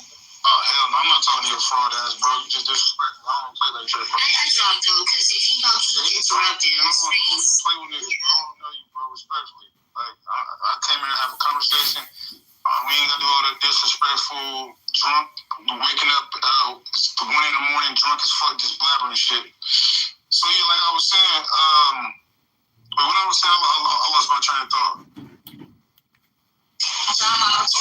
used to like historically like attaching our plight with other people's plight. We don't know how to just see shit for what it is and move accordingly, right? So it's like we so used to bringing in BIPOC and LGBTQ and this community and that community, right? No, bro, listen, we can't control Trump kicking these niggas out. So there's an opportunity in the hospitality field. There's an opportunity in construction. There's an opportunity in farming. Like, bro, I swear to God, I'm in bro. I live in Fort Worth. Bro. Say something about his cousin and all this shit. Yeah. He agreed with hold on, because I still missed it. I'm sorry. Huh? Yeah. How you missed it? Nah, man. Listen, it's okay. It's okay, man. It's okay, bro. You don't have to do it. I'm not saying I don't get it. I'm asking somebody to clarify it for me because I did miss it. I'm still not hearing it. I'm not hearing what y'all hearing. So tell me what I'm missing, please. He said we're always trying to merge with other communities, and then he named LGBT and BIPOC. That's what Justin's talking about. For me, and he said we can't protect them. Trump is already on here. That's what he said. But what he didn't diss them with this. We can't fuck with them. Well, here's the thing, bro. That's not. I can't. That's not. You can't do that. We this time out for that. Like that little shit right there. I can't. Even if we cool, I've had straight people. A lot of people do this to me. They'll be like, "Oh, you cool. Okay, but I'm not." That's like a white boy coming up to you and saying, "You one of the good ones, Gemini." You know what I'm saying? You cool. You can't rock with that because you don't like me for real. You don't like other people like me. You just think I'm cool, and that's and my interaction with Lou. That's how it happened. I was actually arguing with another gay person, and he was like, "Oh, I like the hood gays over the," and I don't even like the person that he said. I remember that shit. Right. And I don't even like the other person that he was talking about. Hate him, can't stand him. But I still have to stand on the fact that that's another gay person, so I can't fuck with you. And I mean, we can have a conversation, so I can try to. But niggas do this shit and act like, and it's not just with gay people. Yeah. And I'm not saying you, Gemini. I'm just saying because you are a straight black man. So I'm not leveling this at you. Y'all act like some parts of this community are disposable. I can't be okay with that on no levels. I can't rock with that on no levels. I agree with you. So it's not that I can't come to an agreement with somebody, but you got to see my humanity, and you have to see everybody that's around me that's black. Whatever you feel about, other races is your bit, but you can't claim to be about black people and then exclude black gays or fat black women or, you know what I'm saying, nerdy niggas. Like, it's just black people. And when Judge, what I took from that, hold on. Judge, one second. In addition to that, when King Carter was saying the justification for kicking women and children, right, because black women in particular, he's really talking about, are adding kids to get more benefits, right? What was the pushback from Lou? Lou did disagree with that. No, I did hear that. He definitely disagreed with that. Anyway, Judge, what I'm about to tell you is this, right? After King Carter gave his justification. Nah, bro, you he disagreed with that shit to say about it. You tripping. You a fucking hater, now bro. Lou did I don't know who you are, but nigga, fuck you. Hey, Judge, I'm gonna tell you this, bro. I've been around him a lot. I've never heard him. I'm not just caping. If I heard it, I'd tell you I heard it. Nigga. I never shut your bitch ass up. I'm kicking on my way to your mom's house to put dick in your mouth. Fuck you, nigga. Anyway, Judge, what I was telling you was this.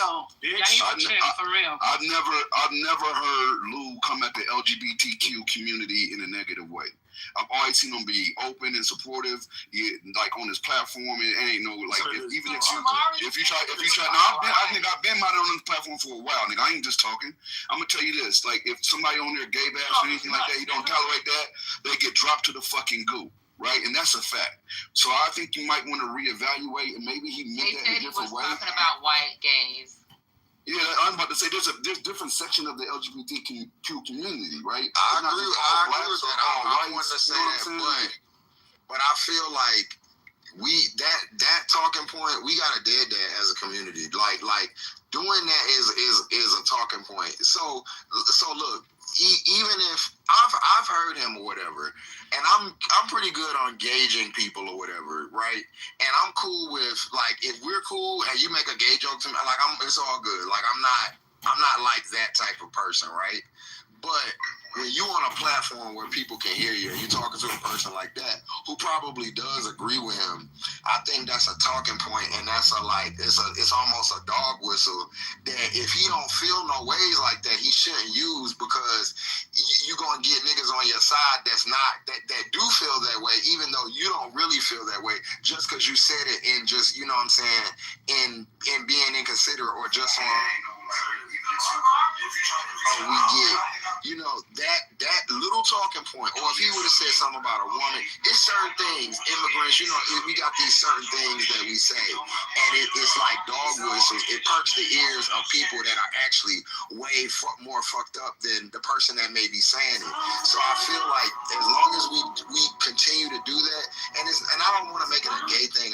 It could happen to a lot. Like, I see a lot of like more nerdy, for lack of a better word, but just like super hated, or dudes, they may say white, they kind of like, you know, they get left out. Some women, you know, just different groups. If you fucking with black people, or you are interested in how black people, it gotta be biracial black people, gay black people. It gotta just be black people. And so I don't hate them or nothing, because I don't really know them like that. But I do think somebody should talk with him, and other niggas who don't. If you don't hate gay people, or you don't hate these type of people, stop adding them points in there, because it hurts, you know, the gay population. You know what I mean? As little as that comment was, he'll have 5 niggas that agree with him from that thing, and they probably, you know, have really hate gay niggas, but they following him. So that's how you get a fucked up following that's not even down with what your whole cause is. So that's why I think that shit is dangerous. These people I understand what you're saying, bro. Benefits for black people. They're cool. Black people, and on in line with what Project 2025 has said they want to do, right? It's straight out of the playbook. I can start to read if y'all want to. Exactly what Project 2025 talking about. No, don't read shit. Patty was about to say something important. You can shut the fuck up. Shut up, Gemini, bitch ass nigga. I ain't talking. Nigga, shut up, nigga. Hoe ass nigga. I'll smack the cop glasses off your face in person, nigga. Dick out your mouth, hoe ass nigga. You sound like a bitch, you bitch ass motherfucker. You talk crazy. You in LA? Are you in LA? No, stop. Are you in LA? Dumb nigga. Are you in LA? Stop. Shut the fuck up then if you're in LA, niggas. I will smack the fuck out of you in person today, Hold on, y'all. I feel like Q when the Panthers and the Bloods was fighting. Y'all, come on, y'all. Fuck that nigga. Stop riding dick, bitch. If you in LA, flashboxing in Venice, Tuesdays, Thursdays, 6 to 10, pull up, nigga. I smack you, your mama, you, and everybody, nigga. Both of y'all ass if y'all don't stop. Stupid ass nigga. But yeah, this is all. Nah, shut the fuck up. We want to hear shit else you got to say. Shut up, bitch. Shut up, bitch. So stop. So there are people in the chat that said there was more context to the conversation, and he was talking about white gays. So like, we gotta calm down. Cause I've known Lou for a long time. I knew Lou before he even started these fucking rooms. So, and honestly, with the females, I was one of the first female mods with him. So I'm just telling y'all, we've been friends for a while. That sound like Lou. He always keeps some fine ass female mods. That's what they do. Stop it. I mean, like our little interaction, he's been cool with me, and I mean, but I've heard him say other, you know, stuff that I just cannot rock with. It's the same thing for my female friends. If you say if I'm cool with you, but you disrespect my female friend, I gotta check you, or I gotta like not fuck with you, because we you know what I'm saying? It's just it's a principle thing. I can't be, you know what I'm saying? Kimberly, with him, sometimes he speaks, and if you're one of his friends, you'll text him and be like, "What the fuck is you talking about? Don't say that. Like, this is what you're saying." He will try to correct it after, if he understands, or he'll tell you to say it out loud in the room where he was fucked up. So Lou doesn't know. Honestly, I just think he tries to bring conversation. He's very pro-black. Okay, he's very pro-black. LGBTQ, biracials, black. MAGA black. He don't give a fuck. He's gonna protect black. Period. But I've even been in rooms and seen Lou kick people off stages for disrespecting LGBT when we've had rooms. No, that's a fact. Intellectual gangbanging, and we've had when the subject comes up about LGBT rights, I have seen Lou like either kick that person out the room, kick them down to the audience if they disrespected somebody from the community. So that's why Nadia in there to bang on them. Nadia come in there banging on them hoes for real. Yeah, and it's not nothing towards you. Just when I get defensive, it's more a matter of like if I'm seeing something different, right, than what you're seeing. It's not that I don't believe you or I'm trying to invalidate what you see, but if I don't see it, then I need you to make the picture clear so I can be on the same page. You know I fuck with you. I wasn't, we good. We good, bro. We already know. Hey, Kimberly Foster, I'm just simply saying from what I've observed with Lou, I never really seen that behavior. So that's why when you brought this to me, this is all new to me today. I didn't know that. So that's why I was just kind of like, wait, what, Lou? Because that's never been my experience with him. But okay. It's levels to and this is why I do commend the straight men that be cool with gay, because I understand that there's a lot of stigma and you know what I'm saying, like it's like that. If you can't cool with a gay person, then they want to say you gay. Like I get all that. Thug be trying that weird ass shit. I hold respect for the gay, especially on this app that have never given it up like that. And from what I've heard, he's just not as far along in the process as a Haitian or a Goat or a Gemini. He just isn't. He still had a lot. Like it's like these things. It's the same thing niggas do with women. Sometimes they just it's like I'm gonna say, bitch, I was just saying that because I was around. Don't say that shit, nigga. If you don't fuck, and I've had to tell my homeboys is, if you fuck with me, then you gotta fuck with the most fruitiest, feminine, person you see, because that's who I have to protect. You know what I mean? That's my community. That may not be how I present, but you can't be like, oh, you cool because you look like this, but the same person who likes what I like, you don't like them because, you know what I'm saying? I can't do that. That would be a betrayal to my community. Yeah, man. Totally agree with Kimberly you. Foster, people need to care about these plans that MAGA, the Republicans, are implementing that's rolling back these quote-unquote entitlements, man. Nobody seems to care, even in the conversation. We and then I got a problem discussing the LGBTQ part, but like these people are co-signing to having rooms on. They can't come on here because they know they're going to get pushback. They can't control the stages in Clubhouse like they can on X or whatever, Spaces, whatever the fuck. And so they're promoting these ideas as if they're good for black people. This is the fucking problem, bro. And I'm not saying the other thing is not a problem either, but this is a major political issue. When people jump on these stages and it's not enough pushback. I ain't saying Lou is a coon or a MAGA, but goddamn, you push back a little bit. You can't sit up here and agree with a nigga that's telling you that he's gonna implement these things or he's okay with implementing these things. This shit is harmful shit, and this is the problem. We can't stand on 10 and be like, no, fuck that. We are, nah, it's okay. No, y'all gotta stand harder than that. It's a huge issue, man. It really is. So Lou's responsible for what happens. Okay. I agree with what you said wholeheartedly. Nigga, he thought Poland was in Russia yesterday. Omari, you shouldn't talk because Omari, these are men of integrity that are speaking. You're not one of those, so you should just go ahead and sit this out. All you do is suck dick all day. Oh wow! You swing from nuts all day. You are more gay than I've ever been. Okay. Like metaphorically, you're gay as shit. Damn. All you do is suck dick. Okay. Every man. Listen, I mean, he can't help it because every man that you bring up that's on the right, he cannot not come off his mic. Oh, yeah, they're great. I love them. Yeah. It's just like, bro, just go get you a boyfriend at this point. Go get a MAGA boyfriend. So stop with all this like I'ma jump in here, and then you want to try to like correct. Don't correct nobody. Don't try to check nobody. Not the Bobby for apples. He said MAGA boyfriend. That shit got me. That nigga Bobby.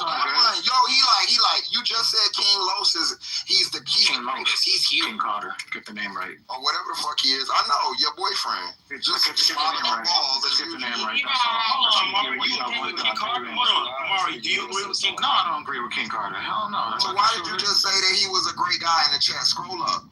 Jesus Christ. I said Lou is a great guy. You said that about King Carter. You said he's great. He's big. He's great. I can't quote Mike when you said it. And then Matt, the other gay MAGA is up there slobbing cock. He's the greatest guy ever. Oh my God. How many years, homeboy? You niggas are whack, yo. Like what type of like what at what point do you be like nobody gives a fuck what you saying, dog? Like shut the fuck up. No one cares what you're saying, for real. Bitch, you finna get out, so you got any last words? I mean, whatever. Kill that motherfucker. Get him out of here. Don't do that. I hate your whole ass. MJ,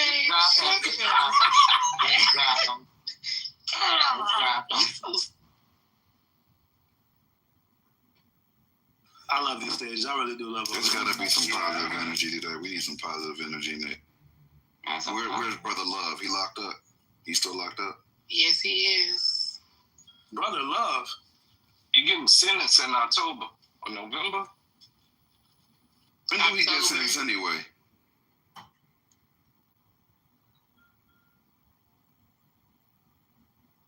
Patty must have swiped out.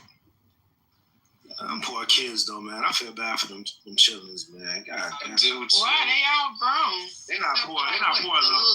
They're not poor. The ones he just had? They're not poor, but damn, it's it's a big stain on things they probably could have built a little bit easier, shit like that. Well, not if most of people that watch the case think that Diddy's innocent still because he got off on most of the charges. Is his reputation really that tarnished? It is, man. You don't. Yeah, we seen him beating on her and kicking her. Video. Still listen to Bad Boy. Gemini stop listening to you. This shit is ridiculous. If he wasn't listening to every toxic motherfucker, bro, we wouldn't listen to anything. I'm sorry, bro. Well, yeah, he ain't lying about that. Yeah, we have to cancel everybody. Y'all can't drive none of y'all cars y'all like, because all them driving cars y'all like to go by, I'm sorry. They came from not sitting so you go ahead and cancel that. Yeah, I'm not canceling. You go ahead and cancel Busta Rhymes. No. I ain't just Miller had one of the dopest Mercedes Benzes ever. I'm gonna keep it a buck. I'm still counting MAGA money right now. I'm still counting MAGA money. If I got a MAGA client, I'm gonna serve them. That's what hell yeah! I got plenty of MAGA. Why wouldn't I take your money? Exactly. That's a fact. And I'm gonna hike the price because you got it, because you matched. Shout out to the MAGA Premium. Put a MAGA Premium on all these. You think a business like Amazon? Shout out to the MAGA Just think this. You got a business like Amazon. You got a business like Walmart or Apple. You think they gonna take money from people that they don't politically align with? Oh, I'm definitely taking their money. That's what I want to do is take your money. Like I ain't never understand. I'm not gonna serve you. Yeah, I'm gonna serve you. Give me your money. It's like during segregation, the white people is like, yeah, we don't want you to sit with us, but you can come to the back window and get a you can still get a plate. Yeah, you still get a plate. You gonna run through that kitchen though. You got to eat it outside, but you can get a plate. This is I'm being funny, but do y'all think like I wouldn't be waiting in no line to get no motherfucking white people barbecue? Y'all got it? Okay. Maybe, Hell no. Imagine got a place down here. Imagine sectioning off unseasoned food. Ooh, we're so upset. Like, imagine this, Josh. You only get chicken feet or cow tongue if you don't go over there and get a plate. Nothing wrong. I mean, that shit probably seasoned to perfection, fried, dyed, and laid to the side. I'll take it. I ain't gonna lie, the best barbecue joint in the area where I live is a white-owned place. I feel bad for you, bro. They got some bomb-ass barbecue out this way. What? In Vegas? Nah, LA. Y'all fronting on. Hell no. They do got some good barbecue in LA. You don't know what the fuck you eat. Come on, you about to get me out of character saying that shit. I apologize. You about to get get me out of here. My partner on this app own a barbecue spot, and outside of that, I can tell you a couple spots though. You full of shit. You don't know what LA got any good food. Just say it out. Y'all saying right? What? Sing it out, Gemini. LA is not known for food, okay? We got some good food spots out here. What y'all talking? Now they do got some good Mexican out there in Cali. I would say that. Yeah, they do. Mexican food in Cali is top tier. Next to Texas. You talking barbecue, my nigga? But barbecue, hell no. The South got that a lot. Yeah, I don't know what you talking about nowadays. Barbecue. No, I'm gonna show y'all something real quick. It's me for the BBQ. Period. Look, nigga, it's about the taste. Come on. Nah, I want North Carolina barbecue. Yes, honey, they do the better rubs. We got the best. I'm not a sauce person. I like the rub better. I like that Carolina Gold barbecue sauce. Oh my God. Come here, babe. So no more barbecue talk? My brother, y'all. Pull up, my nigga. So we're going to put it on pause. We're going to come back to it. Because Lou is my family, y'all. So stop. Pause, y'all. Come on. So MJ, I want you to go ahead and play. So I want you to Lou, I want you to listen to this. And me and Alpha have been really defending you because we know that you are like pro blackity black. Like sometimes I get mad at you because you do too much. So like I want him to play this and I need you to explain because I was like, MJ like a gay bastard. MJ, of course we're not the room. That nigga's a bitch. She's a bitch. Wait, hold on. Y'all come here. I literally I need 20 I had to hit him up, y'all, so I was like, you got to come. I hit him up too.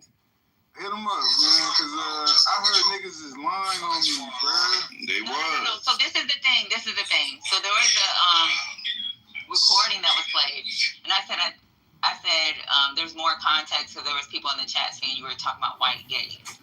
Pretty much, it was like you're saying like we got to stay within our community and LGBTQ. Well, let Jess explain it because Jess is my brother too. So go ahead, Jess. Yeah, before that, real quick, I'm gonna give it to him right now. But look at the way MJ ran out the room the second. No, we're not gonna do that because that's some whole shit. Go ahead. But so on the clip that he played, you said to the guy. Y'all was talking about the black community and like some people being on like, social programs. And you said we always trying to link up or merge with other groups. And then you said I like POC or BIPOC or and LGBT. And I feel like why say the rest, don't just say the rest. Say the rest, just no, he said Trump and them was already on them. We can't protect them. We gotta protect ourselves. Yeah, that part too. I didn't really understand what that part meant, so I ain't really say that. But to me, I don't understand why if you're for black people, why does there need to be a distinction made about LGBTQ? And I'm not. Honestly, that's a real way to be. I'm not saying that because they assured me that this is not your stance, but I'm just telling you what I heard as a black person who is gay.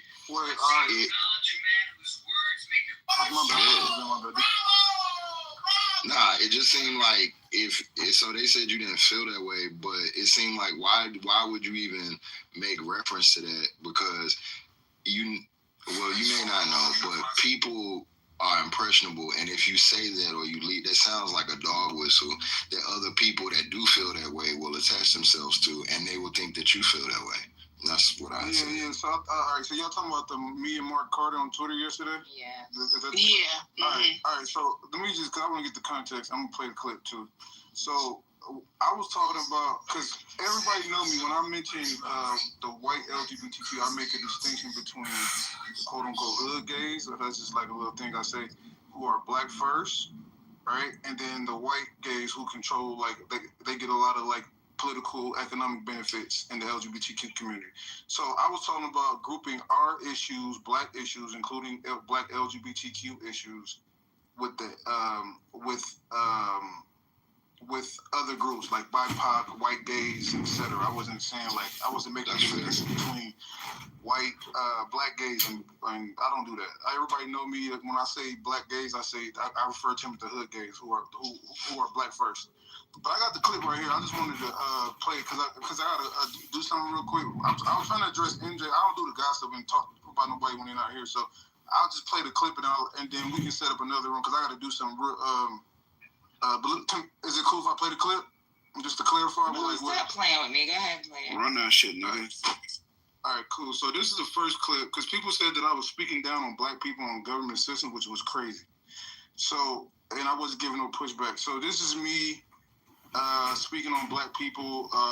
When it comes to these government programs, we are targeted, and they need to enforce that shit on white people, not black people. So I got two clips. It's just people who are not able-bodied and have retired will have that real safety net. They shouldn't have to share. So Mark Carter talking about how he won't anybody. He don't give you black, white, Asian off of government assistance because he said it's been weaponized against the black community. Hold on, that they worked for all these years with younger people who can get out and again. And so this is this whole cry of racism that make them break it down. Don't just let them say, "Oh, Trump's a racist." Well, tell us why you're saying he's a racist. Or are you saying he's a racist because he's telling your 40-year-old self to get up and go get a job or start a business? Is that what you're telling us? Hey, good. Throw your motherfucking ass out there so you have to stand on your 2 feet and do something productive. But I would say this though, right? Because there's like 40 million that's on SNAP benefits, right? And 37 million of it. I meant to say it's 37%, not 37 million. It's 37% of white people on SNAP. My bad. So I would say this though, right? Because there's like 40 million that's on SNAP benefits, right? And 37 million of them identify as white. So there's a bunch of white people that haven't been through nothing that black Americans have been through as far as, racial shit. And these niggas been on welfare for 10 generations. Talking about white people. These niggas, I'm literally talking about white people. And they've been through shit. No, them niggas need to go back. No, they need to be shipped off too. Because I ain't gonna lie, if a motherfucker, see, I see why a lot of black Americans on it. Because we've been through a lot of systemic shit, right? I see why a lot of black Americans are on it because we've been through a lot of systemic shit. So I'm making excuses for why we're on it now. Hear what I said about white people. And they kind of fucked our community up. But these people that ain't been through nothing in 10 plus generations, and these is white people that's just poor. So I just said that black people been through systemic shit. I don't have a problem with them being on the government assistance because we got something systemic that we've been through. There are white people that's been in this country for 10 generations and they're in poverty. We need to ship them niggas off. Let's continue. Depending on the government, and I don't think they're gonna enforce that shit on these white poor people like they're gonna do on black people, elderly and shit. You know what I'm saying? I think they're gonna really get to that able-bodied shit, and they're gonna enforce that shit on black people. Now I'm gonna break down. Now I'm gonna talk about how once they enforce this, black people are gonna be disproportionately harmed. Wait, hold on. Let's get the full context up. I think they're gonna really get to that able-bodied shit, and they're gonna enforce that shit on black people, and not these white poor motherfuckers. Oh my bad, I'm thinking He's not taking it. When he got in office, did he deport some of them as well? No, I'm not even saying Trump. I'm just saying the people that's gonna enforce it. Like Trump is pushing a big beautiful bill, but you know how remember the Section 8 in the 80s and shit, and they used to have women incentivize women not to have a man in the house. They was enforcing that shit on black women more so than they was white women.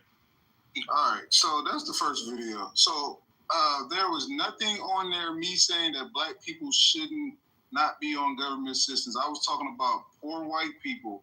Instead of focusing on black people, because we've been through something systemic, let's focus on the white people who hasn't been through anything systemic in this country, and they've been on government assistance for 10 generations, right? There's a county in Kentucky where it's the poorest white county in the country, right? And these motherfuckers are 10 generations poverty on Section 8, and we're trying to make black people, we want to focus on black people who've been through systemic things.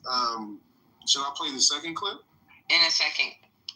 Dr. AG wanted to respond. Go ahead, Dr. AG. Oh, no, I'm sorry. I'm off mute. I didn't. I'm sorry. Okay. I didn't know I would. Okay, go ahead, Lou. All right, so here's the second clip, because I don't do the little guy shit and then take shit out of context and try to create like I can't. All right, so this is me also talking about how I don't see nothing wrong with black people milking the system and making money, because I know people that are dependent on the government and got a side hustle. The people that's actually fully dependent on the government are white people, not black people. Let me just put. You see, they want you to listen to nothing that Quan is saying, or what I'm saying, or Lou is saying. They don't want you to listen to that, because if you listen to us, then you would stand on your 2 feet and you would be up and immobilized. But if you listen to them, you will be worried about white supremacy and racism all day versus putting the business in motion. Versus getting, but to be, go ahead. But to be fair though, right? My thing is, because I know a lot of white people that milk the system for the Section 8. Like a lot of black people that I know that's on that shit, they. So every time he talks about what black people are doing, I revert the conversation back to what white people are doing. Okay, but they make sure they got some shit going on. Like I got family in LA. Like they know how to milk the system. But they still hustling. They still getting. You know, they not just fully dependent on this. Mark, them poor ass white people, man. Like black people, we know how to use the system and then still make some money on the side. Like you ain't just dependent on that shit like this. He not talking to you. He ain't talking to you. All right, and this is the last one. So this is because people said I wasn't giving pushback on him. Wait, but Lou. This is what I need you to understand, babe. The problem is, it was the LGBTQ community. So, and that's why there were certain people in the chat. Alpha was taken up for you.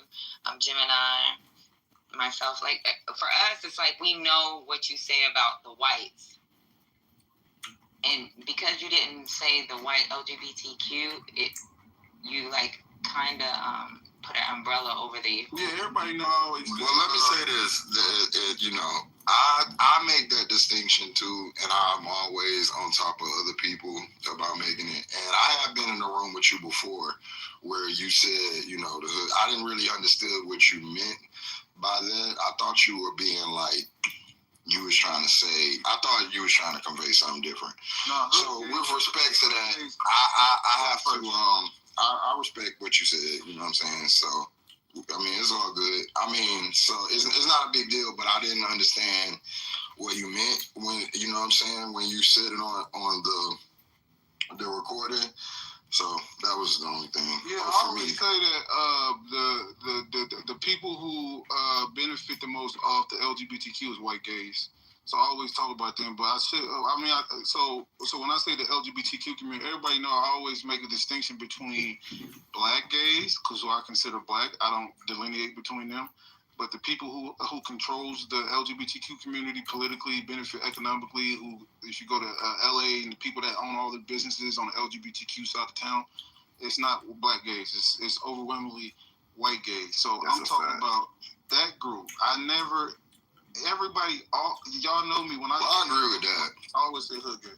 So yeah, Tim, I wanted to address him directly, but I guess he's not in here, so I guess we'll do a part 2. But it really ain't even worth your time, bro. That was my main thing when I came in was look, give him a chance to say something head up, because I know it ain't gonna be the way this construed right now. Yeah. And then really, I was like, oh my God, we can't do this, y'all. He was talking big money shit. I'm just saying, I need. Yeah, but my politics he was talking cash shit. My thing is, everybody knows my politics never change. Y'all know I don't have no political allegiance. There's some things I agree with on the left, some things I agree on the right. I'm not hotel. I'm selective pro-black. I don't fuck with all black people. I fuck with on code solid people. I fuck with people from all cultures. Like I got a home. I do business with Italians, Irish, Armenians. The people that I fuck with outside of my culture is usually beneficial. I'm not just hanging with just people from other countries just on some. Yeah, so I mean, listen, bro. I'm not pro all black people. There's a lot of motherfuckers that don't take care of their kids. There's a lot of people that disrespect their parents. I don't fuck with everybody. I fuck with some people that's solid, and some people I don't fuck with. But I'm trying to figure out where MJ is. I just want to holler because I heard that somebody was saying he was saying that I wasn't. Oh, he was agreeing with the Section 8 part. Uh-huh. He was. Where was that at? I'm trying to figure where did y'all hear that in the video? So this is the thing, Lou. You know how people could take a piece of a clip and play the piece up, and that's why I was like, no, because I know Lou. I've known Lou before it even started. Like when he started the first one. And it's like, I was like, we can't do this. I'm telling y'all, this ain't him. And you can think that it's a tax write-off, but this motherfucker used his Jack and Jills. You was outside. You shared your fucking, I was telling them, like, this dude was outside. He shared a fucking, an Excel spreadsheet so I could share it in my room so y'all know what families are hurting. And this was on his feet. So, like, I know MJ full of shit. I don't know what's going on.